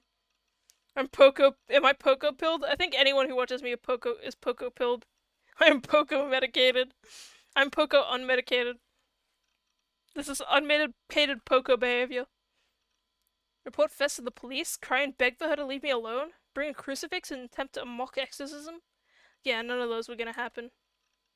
I was up against a demon. There was no way in hell an otaku freak like me could come out on top.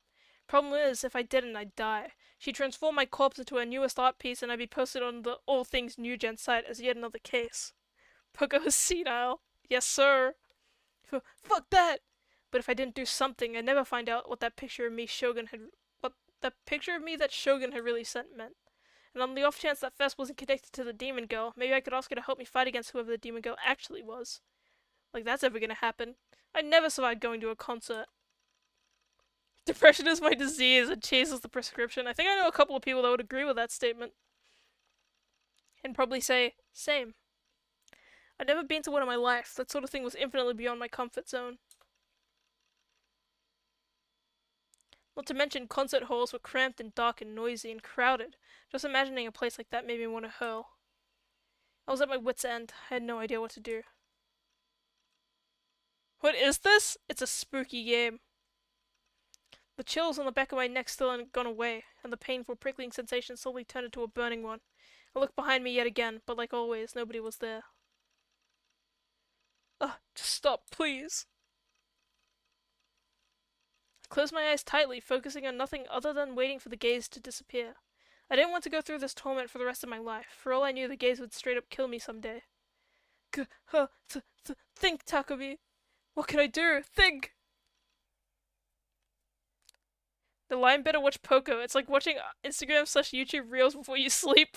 Yeah, it's the same level of skibbity toilet. Skibbity toilet effect. Can you eat chicken in the game? No, you can just... There's only words. It's like a book, you know?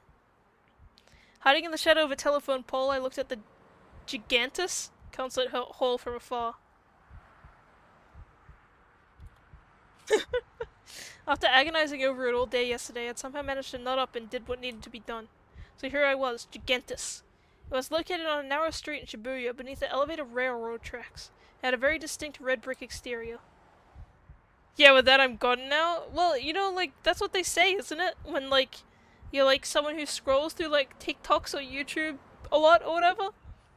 It's like your attention span is gone. And it's like skibidi toilet effect. Is my model frozen? Why are you frozen? One sec. Chaos head. Okay, thanks Chaos head. Frozone. Doom scrolling. Yeah, POKO gives you the doom scrolling experience. The exterior was lit up too, giving off an old-fashioned austere vibe that made it feel as if I'd been transported back in time to the 50s or something. Skibidi. Skibidi doom scrolling. See? It made you feel horrible. So POKO does give the doom scrolling effect. To think that a spot like this was in Shibuya of all places. I'd had no idea it even existed until yesterday. It was only 5 minutes from the station on foot, yet there weren't very many people at all. Every once in a while a train would pass over the elevated tracks with a tremendous roar, and the telephone pole I was hiding behind would tremble slightly, but that was about it. Skibidi no Sigma. Just a moment ago, there had been a bunch of what appeared to be Phantasm fans in front of Gigantus. Some of them were wearing outfits so out there I'd almost mistaken them for cosplayers. However, what surprised me the most was that there honestly weren't that many of them. Despite being such a huge topic online, there must have been no more than 100 people there. What?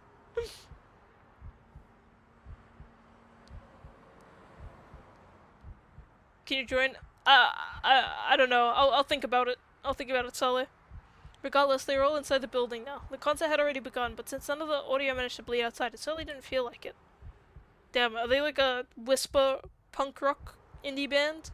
My heart palpitations had gone away after I'd fallen asleep yesterday, but they'd come back with a vengeance the second I'd arrived in front of the venue. It'd been so hard to breathe I'd almost thought I was dealing with some kind of heart failure. But really, I knew exactly why it was so bad. This place was filled with a thick, impenetrable darkness. The demon girl and her underlings could be lurking around any corner. Knowing that, I'd been on the lookout for anyone that might attack me ever since I got here. Squids, cease that immediately!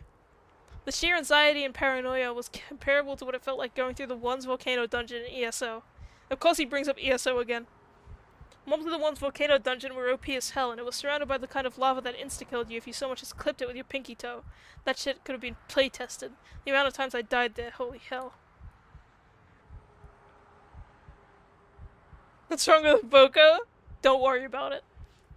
Don't even worry about it. I wiped the sweat off my forehead with a hand towel and gulped down a gob of saliva. Right as I did, the door at the top of the stairs opened, and the furious beating of drums reverberated from inside Gigantus for a few seconds. A single guy exited from the door. He jogged nimbly down the stairs and then toward me. You brought him? Sup, Taku, been waiting long. I had invited Mizumi-kun to go to the venue with me. As I didn't know his phone number, I'd been forced to go to school today just to ask him to go. If he hadn't come with me, I probably wouldn't even have made it this far. Damn, they're besties! And even if I'd somehow forced myself to go into the building alone, if the demon girl was there, it would have been a certified game over. So I had Mizumi-kun operate as a scout. I did feel bad about throwing him into the line of fire, so I obviously hadn't told him about that part. The only people I could rely on were him and Nanami, so I picked the less annoying of the two, Mizumi-kun. I even covered his ticket costs, so in a sense you could say I'd hired him for 1,000 yen. Right, here's your CD. I grabbed one for myself, too. Mizumi-kun handed me a Phantasm album. They were being sold for an outrageous premium in online auctions, but I heard on that channel that they were also available at their concert, so I'd asked Mizumi-kun to buy one for me. And now that I had one, I'd achieved half of the goals I'd set out for myself. As for the remaining half... Honestly, though, they're way better than I thought they'd be. Phantasm, I mean. Mizumi-kun had been acting pretty excited ever since he'd exited the venue. Never really listened to him before, 'cause you know me. I'm no sheep. Besides, I figured they were overhyped, but just that little bit I heard just now was enough to make me a real fan. So true, Phoenix. Unbelievably true. The other thing I'd asked Mizumi-kun to do was report anything in particular that stood out about the band members. I knew they would all come out on stage once the concert started, so all I'd wanted him to do was a quick scan and then head back to me right after. And yet, despite my very specific instructions, he hadn't come back for a full 5 minutes after the show started. This was probably because he'd listened to the entirety of the first song. And dude, the singer? Fine-ass woman right there. You've got some good taste, my man. Hehehe. I sighed internally. Thinking with the wrong head like usual. Why was I even surprised? So much for I'm no sheep. What did she look like? Oh right, the report. I dig this, by the way. Kinda feels like I'm a detective or some shit, you know? Mizumi couldn't grin to himself, and I pressed him again to tell me about Fez's appearance. Well, for starters, she had short hair. Huh? You got good taste. And just like that, there was already a huge discrepancy. Did that mean Fez wasn't the demon girl? No, wait. I couldn't let myself jump to conclusions here. She could have cut her hair, or she could have used hair extensions, or she could have changed it in some other way. It wouldn't surprise me if she'd been in disguise when I'd seen her at the crime scene. She had the hottest bod. Real hourglass type shit. And she was tall, too. Might even be the same height as me. Oh yeah, I know about that. Dumpy has told me about that. I'm fairly certain. She's tall. And the same height as you? Miss Mikun and I were about the same height, which meant Fez was probably around 170 centimeters tall. Pretty tall for a girl. But I hadn't gotten that impression at all when I'd encountered the demon girl. My memories from back then were hazy, but I still felt like the demon girl had been shorter than me. Yet another thing that didn't line up then. Anything else? Oh yeah, she had this real aloof vibe to her. Too cool for school type thing. The way she spoke had a big part in that. She's the kind of girl to talk in whispers. As for the tits, she doesn't have much going on. But that goth outfit more than made up for it. It was crazy how hot it was. Not bad at all. Not bad at all. Okay. Thank you, friend. Yeah. Yeah.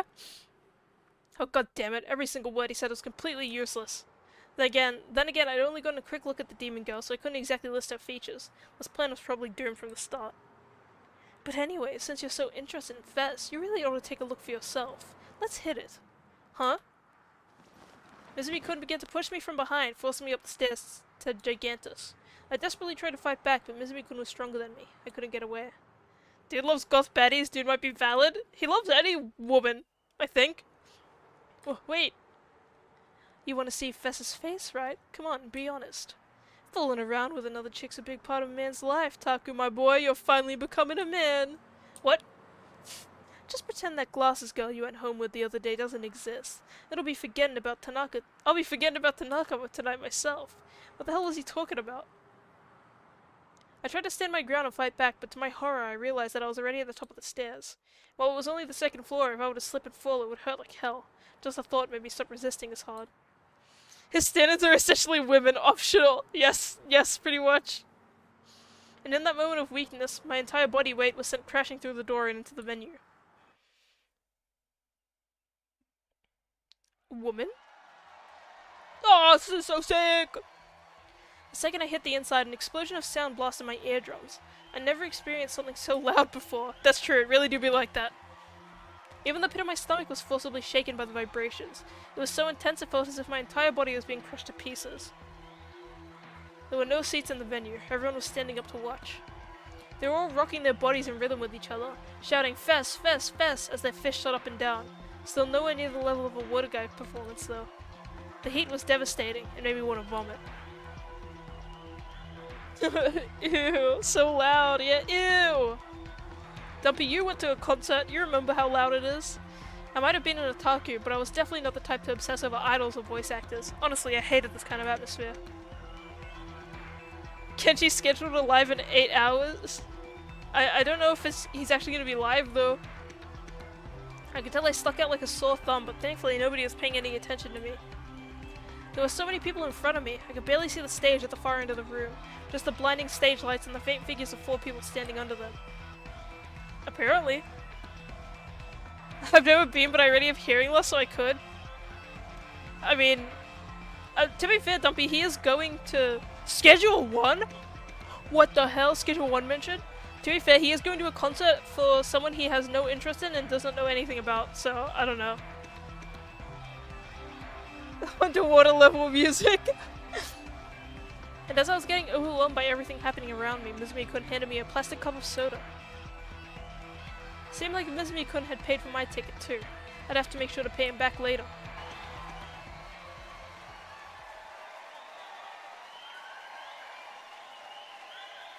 Before I knew it, the song was over. The audience clapped and cheered. Well, I guess you're going live in 8 hours now, Kenshi, according to Salo. Then, having seemingly calmed down a little, everyone brought down their fists. Thanks to that, the road to the stage finally opened up, and I was able to see it clearly. So you're saying I could be like him? I'm just saying that, it's not a, it's not like he just hates every concert. Maybe if he went to a concert for someone he liked, it'd be different, like Sarah Tan's voice actor. I don't freaking know. That's not what I'm getting at. Chill. Be out like a light in a blackout. Sheesh. I got a good look at the short-haired girl standing in the middle of the stage. She was definitely not the demon girl. She's a goth. Your tune is better than usual today. I can hear your voices clearly. Wait! Dude! She's got the Kenshi drip! She's got the barbed wire Kenshi drip! Kenshi! She's rocking your fit, dude! Hey, I have a shirt like that too, with like the holes in the sleeves. I actually own a shirt like that. And the sleeves are like detachable. But yeah, she's got the Kenshi drip. She's even got the purple hair. Kenshi, what the hell? My waifu. Fem Kenshi WTF. That's crazy, dude. The world is very translucent. Damn, I can't believe he pulled himself a goth baddie. The voice coming through the amp sounded nothing like the demon girl that had said those cryptic words to me. Ms. Mikun was right. Fez definitely had an aloof vibe to her. Despite her short hair, she didn't feel boyish. She gave off this mysterious aura with a mix of charm, allure, and a hint of distance. And to top it all off, the silver accessory she was wearing all glittered fantastically as they reflected the lights. Look at that, guys, I pulled a baddie. Kenshi pulled a baddie and it's a clone of himself, that's crazy. It felt like I was starting to understand why there were so many threads about her on that channel. And this kind of concert, I'd always thought that the band members would be more energetic, but Fess seemed incredibly indifferent during the intermission. She was pretty much the exact opposite of the excited audience. Maybe that was just the type of person she was. But it seemed like the audience wasn't surprised by that. They just stayed silent during the break, listening closely to Fess's words. How baddie you guys are sharing? The community baddie? God damn. Perhaps it is that the gate— well, sorry, this is her. Perhaps it is that the gate to Cocytus? I don't know, has been closed. I'm sorry, what? Cocytus? What language was she even speaking? The world's equilibrium has been maintained for millennia, since the birth of the greater will. However, now it is crumbling. It is so very unstable. And thus I shall sing. I shall accept your chaos. Chaos Head? Holy crap. Baby in Yellow? That's a chapter game? Oh, I guess they were a goth punk band, so the band members probably had characters that they played.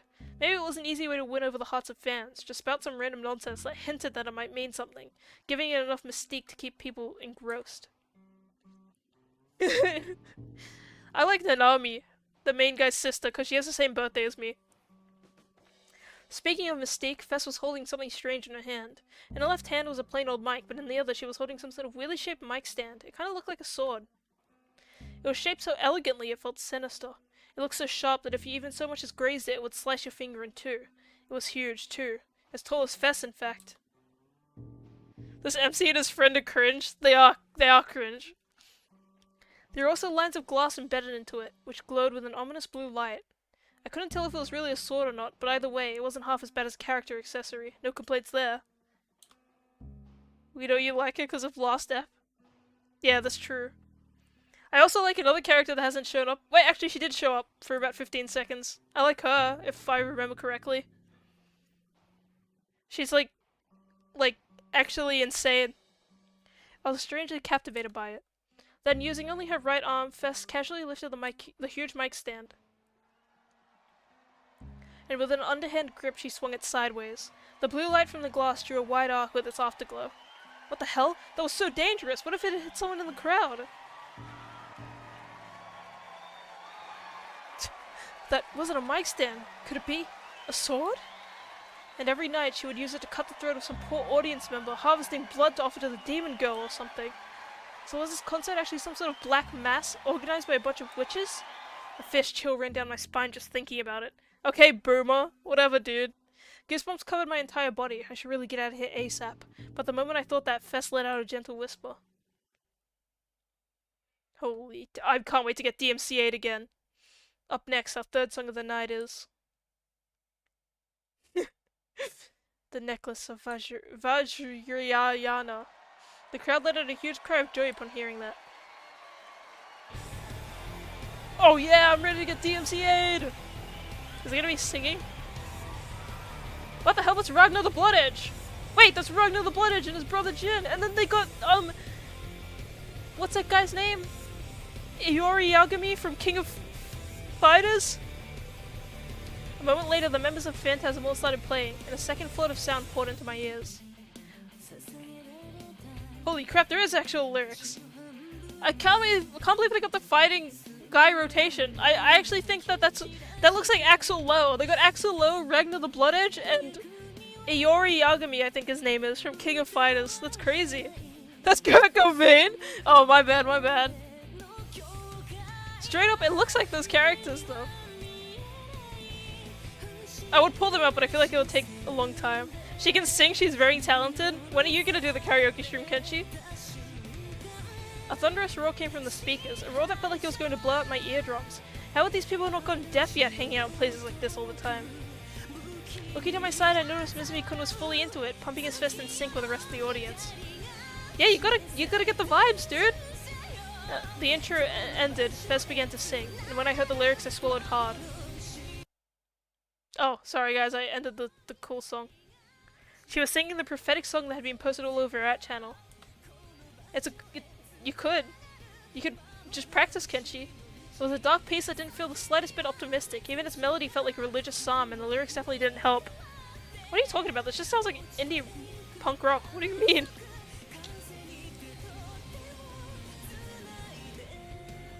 Sounds kinda dope, actually. It sounds like an anime opening. Everyone was getting riled up at first, but as the song went on, the excitement dropped further and further, and by the end everyone just stood there, not saying a word. That was because everyone was fully lost in the sound. Some of them just stared at Fez completely entranced. There was definitely something about Fez's singing voice that captivated people. Even as I battled fear and nausea in the middle of the crowd, I found myself listening very closely to her song, not wanting to miss it. She got Riz. She is very stylish, so it makes sense. My voice is mediocre at best, but that's the fun of karaoke. That's true. You don't have to be amazing at karaoke. It's just for a fun, good old time. Goosebumps sprang up all over me. For a moment, it felt like the air itself had frozen over. Damn, did you see what she was holding, guys? That was our first D sword. The song ended. Fess was looking down at the stage, swaying her body from side to side as she soaked in the last echoes of the music. And then she suddenly looked back up, and without even gazing around for a second, she instantly did nothing, because I'm not going to do any delusions. This is a no delusions run. Looked at me. And it wasn't like she just glanced in the general direction of my eyes, or like she'd briefly made eye contact with me or anything like that. Fess was blatantly looking right at me. I'd even go as far as to say she was staring at me, fixedly, as if evaluating my existence, as if searching deep within my heart. Dude, this guy's so parasocial. Yeah, I act goofy too. Her gaze was all too intense, and yet somehow she seemed a little sad. Bye, Fess. Before I knew it, I was rushing outside. Holy crap, we all gotta get together to do the squad karaoke. Huh, huh. I ran down the stairs outside Gigantus and crouched down onto the bottom step. I tried my hardest to catch my breath and calm down, but to little avail. I really shouldn't have gone in there. My heart was pounding, my entire body was drenched in sweat. This guy just keeps sweating. Hey, what's going on, Taku? Why'd you run off? Mizumi-kun had followed me. He sounded upset. Are you leaving already? The real party hasn't even started yet. Well, anyway, what did you think of Fest? Pretty cute, right? I'd love to watch you guys do karaoke. Oh, hell yeah, the whole gang doing karaoke, let's go. Without looking up at him, I shook my head. Brim Brim sings to himself all the time on stream, it's peak. I cared about that. Sure, she was cute, but I wasn't into 3D girls. And more than anything, those lyrics. I hadn't caught everything, but from the little I'd heard, there was no way they hadn't been talking about the new gen cases. Of course, there was no definitive proof. But Fess definitely knew something. I could feel it. I couldn't tell whether or not she worked for the demon girl, though.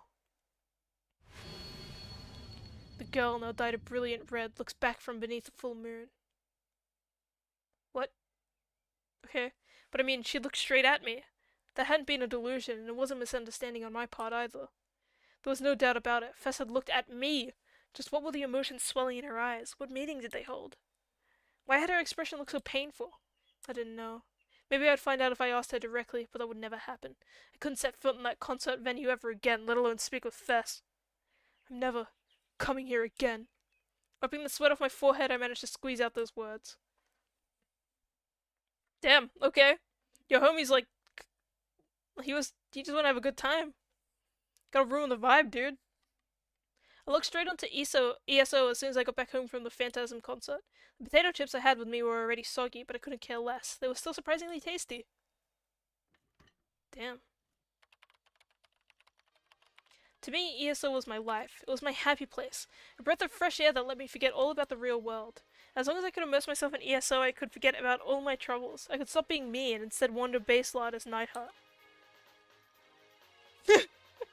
Holy crap, karaoke gang!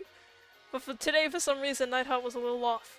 Yes, I knew that he relied entirely on my inputs and my decisions, but somehow I found myself struggling to pull off the things I can normally do with my eyes closed.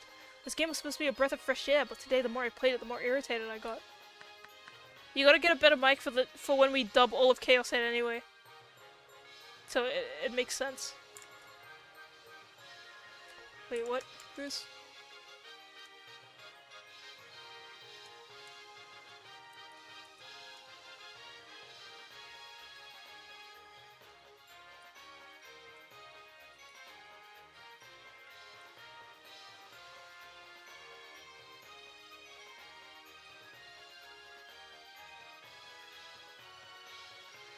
My brother just asked me about the Whackfur server. He's like, when will you be on streaming?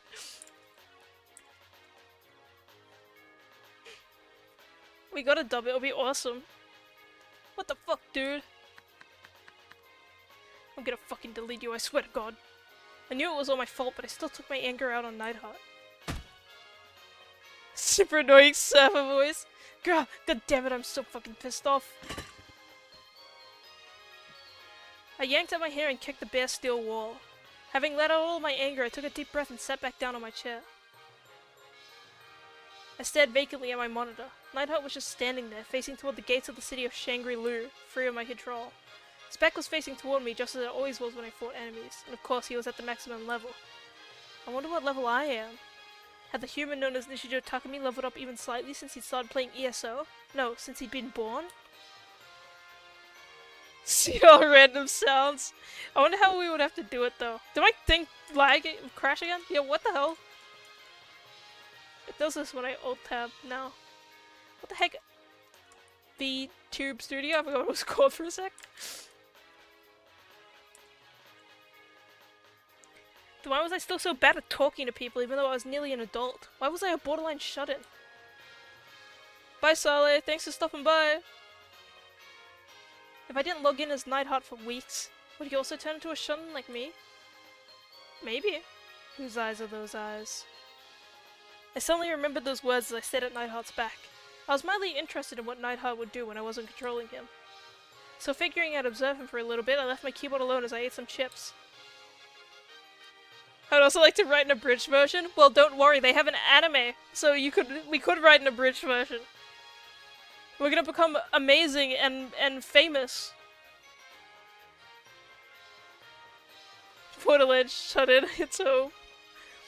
If Nightheart had his own ego, then surely he'd waltz right into the city of Shangri-La, wind blowing against his shoulders, right? He was the hero everyone worshipped, after all. No, he wasn't. We are not going to have delusions. Hey Nightheart, I'm always looking at you, you know. You aware of that? It's for my second playthrough.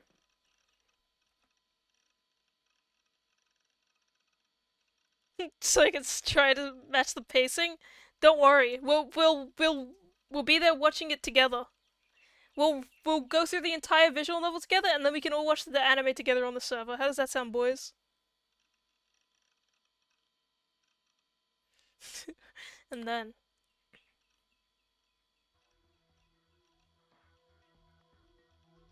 Without me even touching the keyboard, Nightheart, who had been standing with his back to me, suddenly turned toward me. Also, it felt, lol, like that had ever happened, foo-hee-hee. In the end, I'd stared vacantly at the monitor for over an hour, but Nightheart stayed completely still the entire time. I feel like this guy, the main character, this is already like an abridged... Actually, no abridged character could be this insufferable. What is this? Oh, it's real life. I'll tell you exactly what happened. I reluctantly decided to go to school today, but before I knew it, I found myself going to buy a phone with my little sister. I'm sure you don't understand what I'm saying, but I don't really understand it either. I thought I was going insane. What? What just happened? Huh? What are you mumbling about, big bro? Oh, hell yeah! This music slaps! Well, either way, I asked you what you think of this one, so what do you think?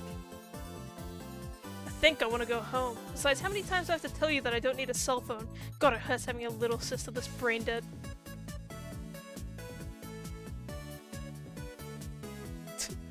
When I'd gone to school today, Nanami had made her assault right in my classroom. After happily saying, "Wow, you actually came to school today," she had ordered me to go out and buy a phone with her when school was over. Genuine fear in my heart when I heard big bro. Once the bell rang, I tried to escape without her noticing, but I'd forgotten how quick Nanami was on her feet. So after being chased and easily caught up to, I found myself being dragged all the way to the front of the station. I didn't want to go anywhere near the station, and I felt like that the whole way there. Even now I already felt like I was gonna throw up. Killing squids? Why? Look, it may not be meta, but he's just having a good time. You don't get to kill him for having his own opinion. Welcome back, Saleh. Nanami, though, not giving a damn about what I felt, was busy admiring the many different models on display in front of the store. I tried to wrap my head around exactly why Nanami was so insistent about getting me a phone, but I just got a headache instead. Here, look at this one! Isn't it such a cute color? You should get this one! Since she was asking for my opinion, I gave a simple reply. That's fine. Actually, it might be a bit too cutesy for you. It doesn't really fit you, you know. See, it didn't even matter what I said. That would happen regardless. I completely lost track of how many times I'd said that's fine by this point. By the way, there's gonna be many swear words now because his sister is here and he hates us an unbelievable amount. She would ask for my opinion, but she didn't actually intend to listen to it. This is exactly why 3D girls suck so much ass. Is everything okay, big bro? Are the crowds getting to you? How about we take a break at McD? McD? The fucking prime hangout spot for DQNs? That place was hell incarnate! I violently shook my head. No. Gotcha. We'll hurry up and pick one out then. Problem is, I'm still mixed between this one and this one. I sighed, deciding to just leave Nanami behind and go home. While Nanami intensely examined the array of cell phones, I took my chance to slip away. McD. Right as I turned toward 107, I saw something so strange it stopped me dead in my tracks. What was that? Across the crowds of people on the stairs to 107 stood a girl that stuck out like a sore thumb. Was she holding a sword? The color and aura— is that Makima from Chainsaw Man? With a suit in front of the staircase? The color and aura it gave off felt somewhat similar to the mic stand Fess had been using at the concert. In fact, I'd say it was perfectly fair to think of them as in the same vein. But even then, it was still one massive sword. It might have been even longer than Fezz's mic stand. To my surprise, the girl was wearing a Suame uniform. I couldn't make out her face from this distance, but despite holding something so conspicuous, the girl seemed relaxed as could be. She simply watched the people walk down the street from atop the stairs. Talk about bravery. I was seriously impressed. I couldn't believe she was walking around right smack in the middle of Shibuya with that massive toy sword. Must have one hell of a humiliation fetish. Was the sword a cosplay prop from some new anime? Then again, I was pretty familiar with all the anime that were airing. Was there really a series with a sword like that? Had it slipped under my radar? Of course, walking around Shibuya holding one would be too much for me, but the sword itself was pretty damn cool. Kinda wanted to get one, actually. Oh, honestly, my bad. I wondered if I could get one in Akiba. Even better if I could order it online. Big bro! I'm being attacked. I was suddenly struck with an elbow to the back. The pain almost made me black out and collapse on the spot. How weak are you? I turned around to find Nanami with her hands on her hips, sullen as could be. Were you trying to run away from me? I know I took way too long to decide, and I'm sorry for that, but that doesn't mean you can just go and leave me behind. Don't you realize how mean that is? I lazily shook my head from side to side. You big jerk, I hope your phone hits you with so many EM waves that you die of kidney failure. He actually did.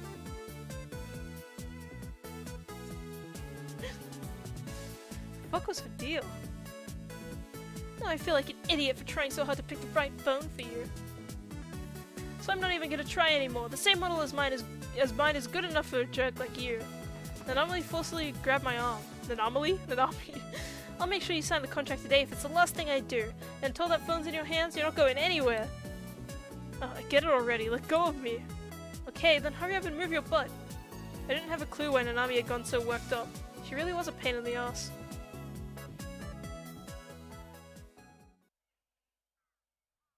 Now we look at the sky. In the end, Nanami picked out a model with ease, as if she hadn't just spent 10 years trying to choose. After spending around an hour on the contract and all the technical stuff, I tried to finally head back home with my phone, but Nanami stopped me. Wow, the cloud's looking mightily like piss today. I'll set your phone up for you, so why don't we stop by McD? Without waiting for a response, she grabbed me by the back of my collar and started dragging me to the nearest McD against my will. Sheesh. Knowing you'll just chuck your phone into a random corner of your room without even bothering to turn it on. So I'll make things nice and easy for you. God damn it, how much longer was she planning to hold me hostage? And out of all the places she could have chosen to do it in, why McD? The inside of the Shibuya McD was the embodiment of chaos.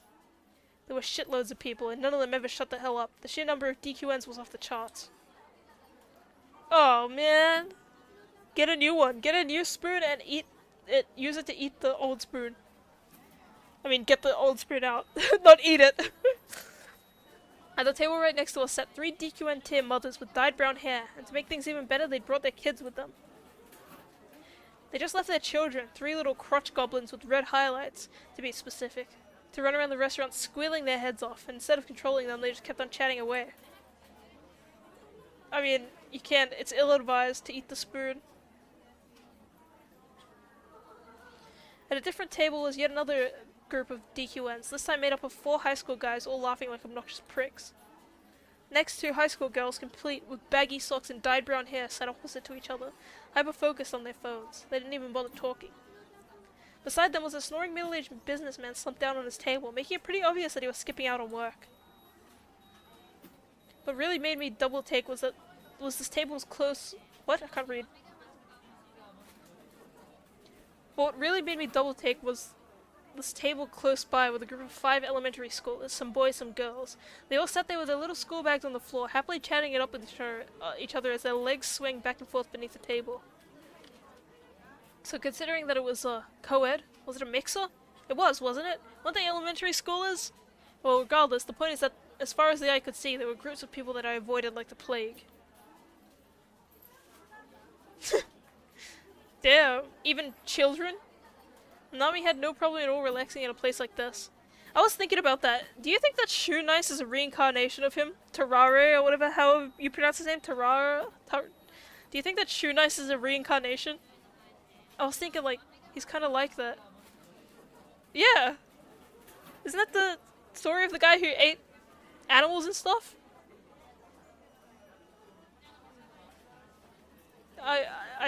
You know, I think Shoe Nice is him reincarnated. It makes sense to me. Nanami had no problem at all relaxing in a place like this. Me, on the other hand, just setting foot in here only served to make my headache and nausea 1,000 times worse. Yeah, and he was like wanted for allegedly eating a baby, right? Or am I making that part up? I might be mixing that up with something else.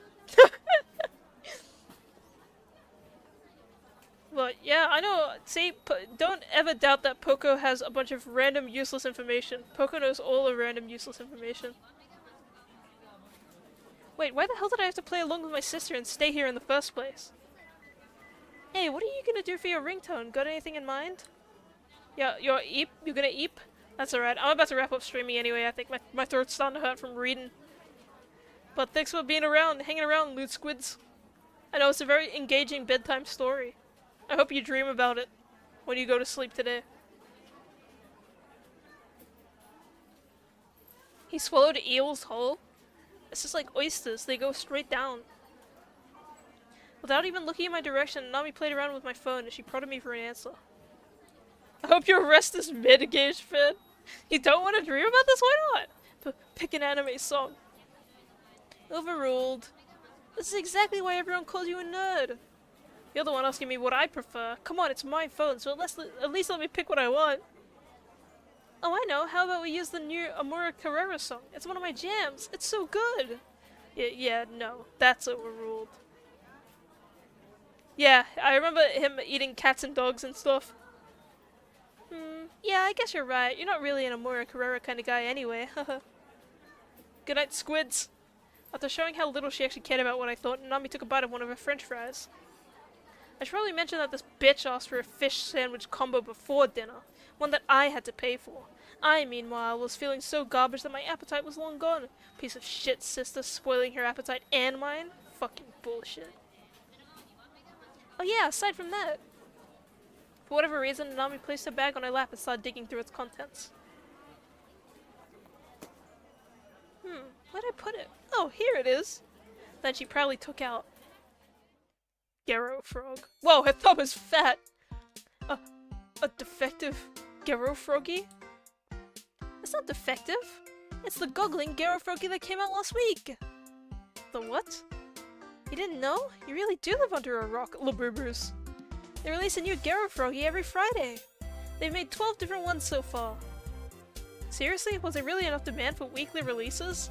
The one I have on my phone is the first one, the ordinary Gero froggy. I love it, I want one. I want one too. I think they're in Steins Gate as well. Steins Gate and Anonymous Code. After that was the fatty Gero froggy, then the rugged Gero froggy.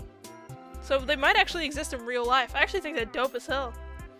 Without skipping a beat, Nanami recited the names of the various Gero froggies. Fourth was the smooth Gero froggy, fifth was the shining Gero froggy, and sixth was the most popular, the cat Gero froggy, of course, naturally.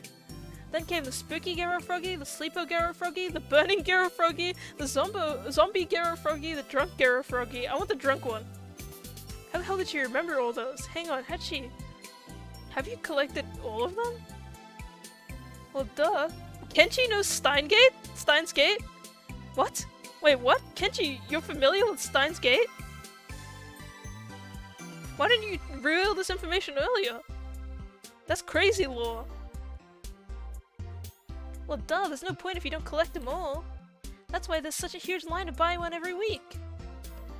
For a half-assed piece of garbage like that, to be honest, even I could shit out a better design. This game is the prequel to Steins Gate, fun fact. They're in the same universe. Wait, why had she even decided to start lecturing me on Gero froggies to begin with? You watched this anime too? You watched Chaos Head? You watched Chaos Head? Really? Holy crap.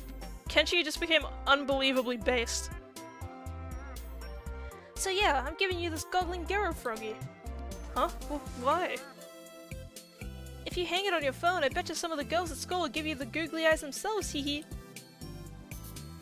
Holy crap. Kenshi is so based. After saying that, Nanami started to put the strap on my phone. I don't want that. The fuck? There's no point if you don't collect them all, right? If you give me that, your collection won't be complete. Oh, don't worry about that. I bought 2. Do you buy 2 every time, or...? Oh, Kenshi is the best, for real. I was starting to seriously doubt her aesthetic taste. Now we have to get him to also help you bully Boom Boom into continuing Steins Gate. Nah, just this time. I bought an extra one for you and your phone. Purposefully? Purposefully! Having now finished attaching the strap, Nanami gave a satisfied nod before wrapping her mouth around her soda straw. Then she suddenly leaned forward, startling me. Although it's not like I stood in line just for you or anything. So you can't bully me into continuing it? It's okay, Boom Boom was doing the visual novel as well. I can't believe Kenshi- wait, do you mean you'd straight up watch the Chaos Head anime? Kenshi, what the heck? Why have you not said any of this stuff? You were based all this time? I just did it because I could, that's all. She's just like me for real. I don't want it. What? Still leaning forward, Nanami opened her eyes wide. She looked like she might throw it on me at any moment. Yes? Holy crap, Kenshi's the GOAT! Kenshi's absolutely goated! Holy crap. Yeah, Steins Gate is awesome. I heard the visual novel for Chaos Head is much better, and that's why I'm playing it. Holy crap, I can't believe Kenshi is based. That's actually insane. Kenshi just became the most awesomest member of the gang. You don't want it, even though I purposely went out of my way to buy it for you? You said you just did it because you could. Besides, I don't care about Gero froggies. If anything, I think they look horrible. This is why you're not popular with girls.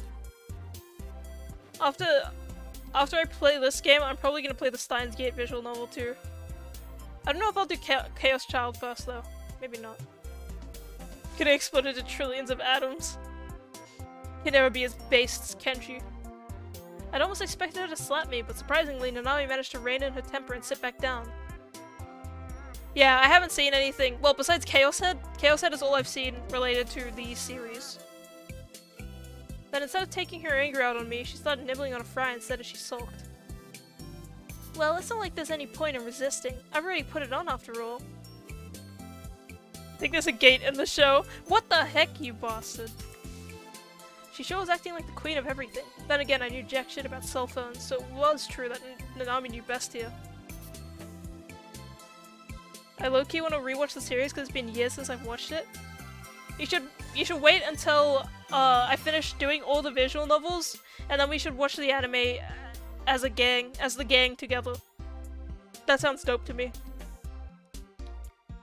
Dumpy's gonna stream Anonymous Code now. Watch party? That's right, watch party. And if you even think about taking it off, you'll be the one standing in the weekly line, got it? Weekly line? For what exactly? Hello? So you can buy the new Gero froggy? The whole thing usually takes a couple hours. Not a chance in hell. No way was I gonna let my sister hit me with a threat like that. For a while after that, Nanami wordlessly continued to fiddle around with my phone. I wasn't particularly picky about whatever she was setting up, so I was honestly grateful for the silence. Is there a Chaos Child novel? There is a Chaos Child novel. I think all of them in the series is... There are a series of visual novels first, so yeah, there is a Chaos Child visual novel. I don't know if I'll play Chaos Child after this, or if I'll play Steins Gate though. We'll see. Maybe I'll do Chaos Child to continue it. To be honest, this all feels kinda strange. The next time she opened her mouth, her sullen demeanor from before had completely disappeared. I guess she only needed a few minutes to forget annoying shit instead of having to sleep it off. Talk about easy going. In a way, I envied her. Yep, it really is strange. It feels like we haven't gone out like this in forever, big bro. I wonder when the last time we did something like this was. I actually can't remember. You're always cooped up in your room watching anime and playing games, so I guess it only makes sense. But yeah, doing this every once in a while is nice. Gotta shake things up, you know? It'd definitely suck doing this every day though, even for me. Anime girl eat the bunga. Nanami plays- that's gonna be my new desktop background, by the way. This is so based. Nanami placed my foot on the table and picked up her fish sandwich. She happily undid the wrapping, then heartily sank her teeth in. Yeah, Nom, that's the burger eating sound. Come to think of it, I feel like she'd said at one point that the fish sandwich here was her favorite food. The fish sandwich at McDonald's is kind of like the most refreshing tasting thing. Everything else they have makes me feel sick. Have fun getting fat, cow. Fuhihi. Nanami instantly stopped moving. I'm gonna redraw POKO as this so I can set it as the next thumbnail. She glared at me menacingly. Then after hesitating for a second, she bashfully held out her half-eaten fish sandwich. It's not even half-eaten, that's like 1/5. 1/6. Want the other half? You're already too late there, Fuhihi. Grr. Saying stuff like that'll make all the girls hate you. You better keep that in mind, you big jerk. These guys are bad at fractions, they are! Nanami ended up finishing the fish sandwich all on her own. What a fucking fat ass. Imagine eating a normal-sized burger on your own. Fat ass. After that, Nanami held me hostage with hours of useless chatter, and by the time I finally had my phone back, it was already dark. It had been a long, painful few hours, but eventually I was able to get away from Nanami and start heading back home. Well, fat ass, yeah! Fall seemed to be in full swing now, with a night breeze carrying a slight chill, one that soothed my heartache and nausea. I think it said headache, and I read it wrong. Those two things never failed to torment me whenever I spent a long time in crowds. That makes you yeah, me too, dude. Honestly, Nanami, kill yourself. Okay, don't actually, but still, kill yourself. Twitch, I'm reading the dialogue, don't ban me. She only ever thought about herself. She probably didn't even have a clue about how much torture she constantly inflicted on me. If I had the option, I'd love to snap my new phone cleanly in half right now and throw it into the nearest trash can. It wasn't like I'd bought it with my own money after all. But if I actually did that, it wouldn't just be Nanami that'd come to my base, but my parents too. And then, without picking up on a damn thing, they'd just go, "Oh, since it broke on you, let's go and buy you a new one," like the idiots they were. Thus, I reluctantly suppressed my urges to smash the damn thing. Gaia's sister is not that bad. She seems pretty nice, to be honest. I needed to get home, and quickly. I could hear another night of ESO calling my name. Not a single day had passed recently that hadn't filled me with endless anxiety. I really hoped my peaceful everyday life would hurry up and come back already. This is about a good time to wrap up my stream, I think. Yeah, on that night, another grotesque case occurred. Because my throat is hurting and it's almost dog hours. She cares for him and helps him get his phone. Yeah. Let's say we were 2 of them. She's so nice, dude. I think a lot of people would kill for a sibling like that cares that much. But then he's just gotta be a sick bastard and complain about everything. Non-stop whining. If you ever think you whine too much, at least you're not Takumi from Chaos Head, the visual novel. Alright, I'll wrap up my stream. Because my throat is hurting. And my dog is getting ready to bonk. So that means my days are numbered. It's just cause she's a fat ass. Maybe if she stopped going to McD where all the DQN normies were, she'd be less of a fat ass, and then he would like her more. A single sandwich makes you a fat ass. Yep, exactly. You heard it here first, dude. The CEO of human interaction and understanding everything just told us, so it must be true. What even is a DQN? It just kind of is like Japanese slang for like an idiot or like a moron. I finished my mac and cheese. Oh hell yeah, was it scrumdiddlyumptious? Was it scrumdiddlyumptious, Kenchi?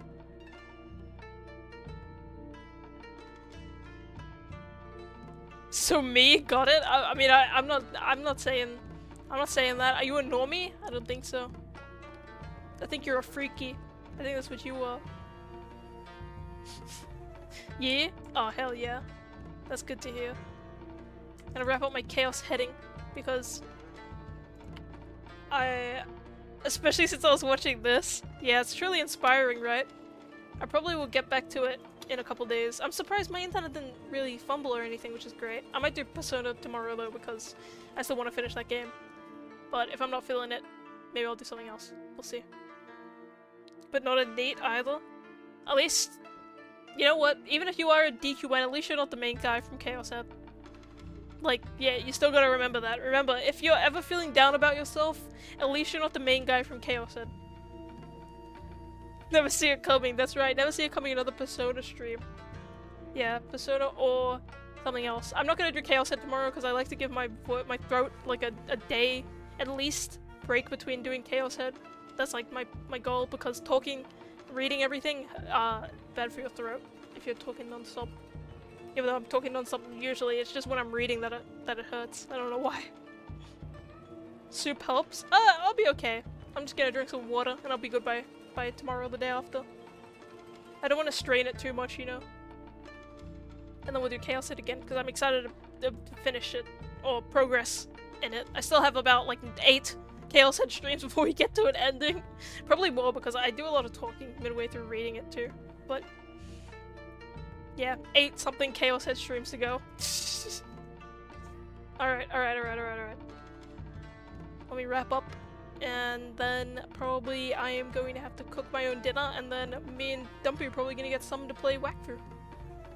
8,000 hours? You have 6 or 7 to go? Oh, you're right. I have 6 or 7 Chaos Head streams to go, boys. So I'll see you then. The more content, you know? That's true. That's true. Gotta farm content. And after Chaos Head, Chaos Child. And after that, actually, I might do a different visual novel in between, but I'm not sure what. I just have a couple of them. Oh yeah, that's right. I was gonna do Higurashi. I might do Higurashi after Chaos Head. When I feel like doing visual novels again. Farm like it's corn. Alright, I'll get to it. I'll get to my... This is my maze farm, as they call it. Maze. I'm maze farming you all. I don't think I can... I actually don't think it runs ads or anything when I'm watching Chaos Head. Or at least not ads that I get money from, because it's like... I have to put like 400 content warnings on there, so I don't get banned on everything. Yeah. I'm wrapping up. I'm gonna go eat pasta now. I'm gonna go make some spaghetti.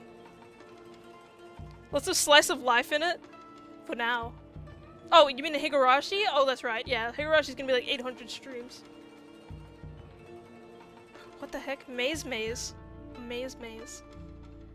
Bye-bye, Void. Bye-bye, boys. POKO heads, POKO cells, viewing the POKO stream. Thanks for watching me play the greatest game of all time. Ever known to man forever. It's just that cinema.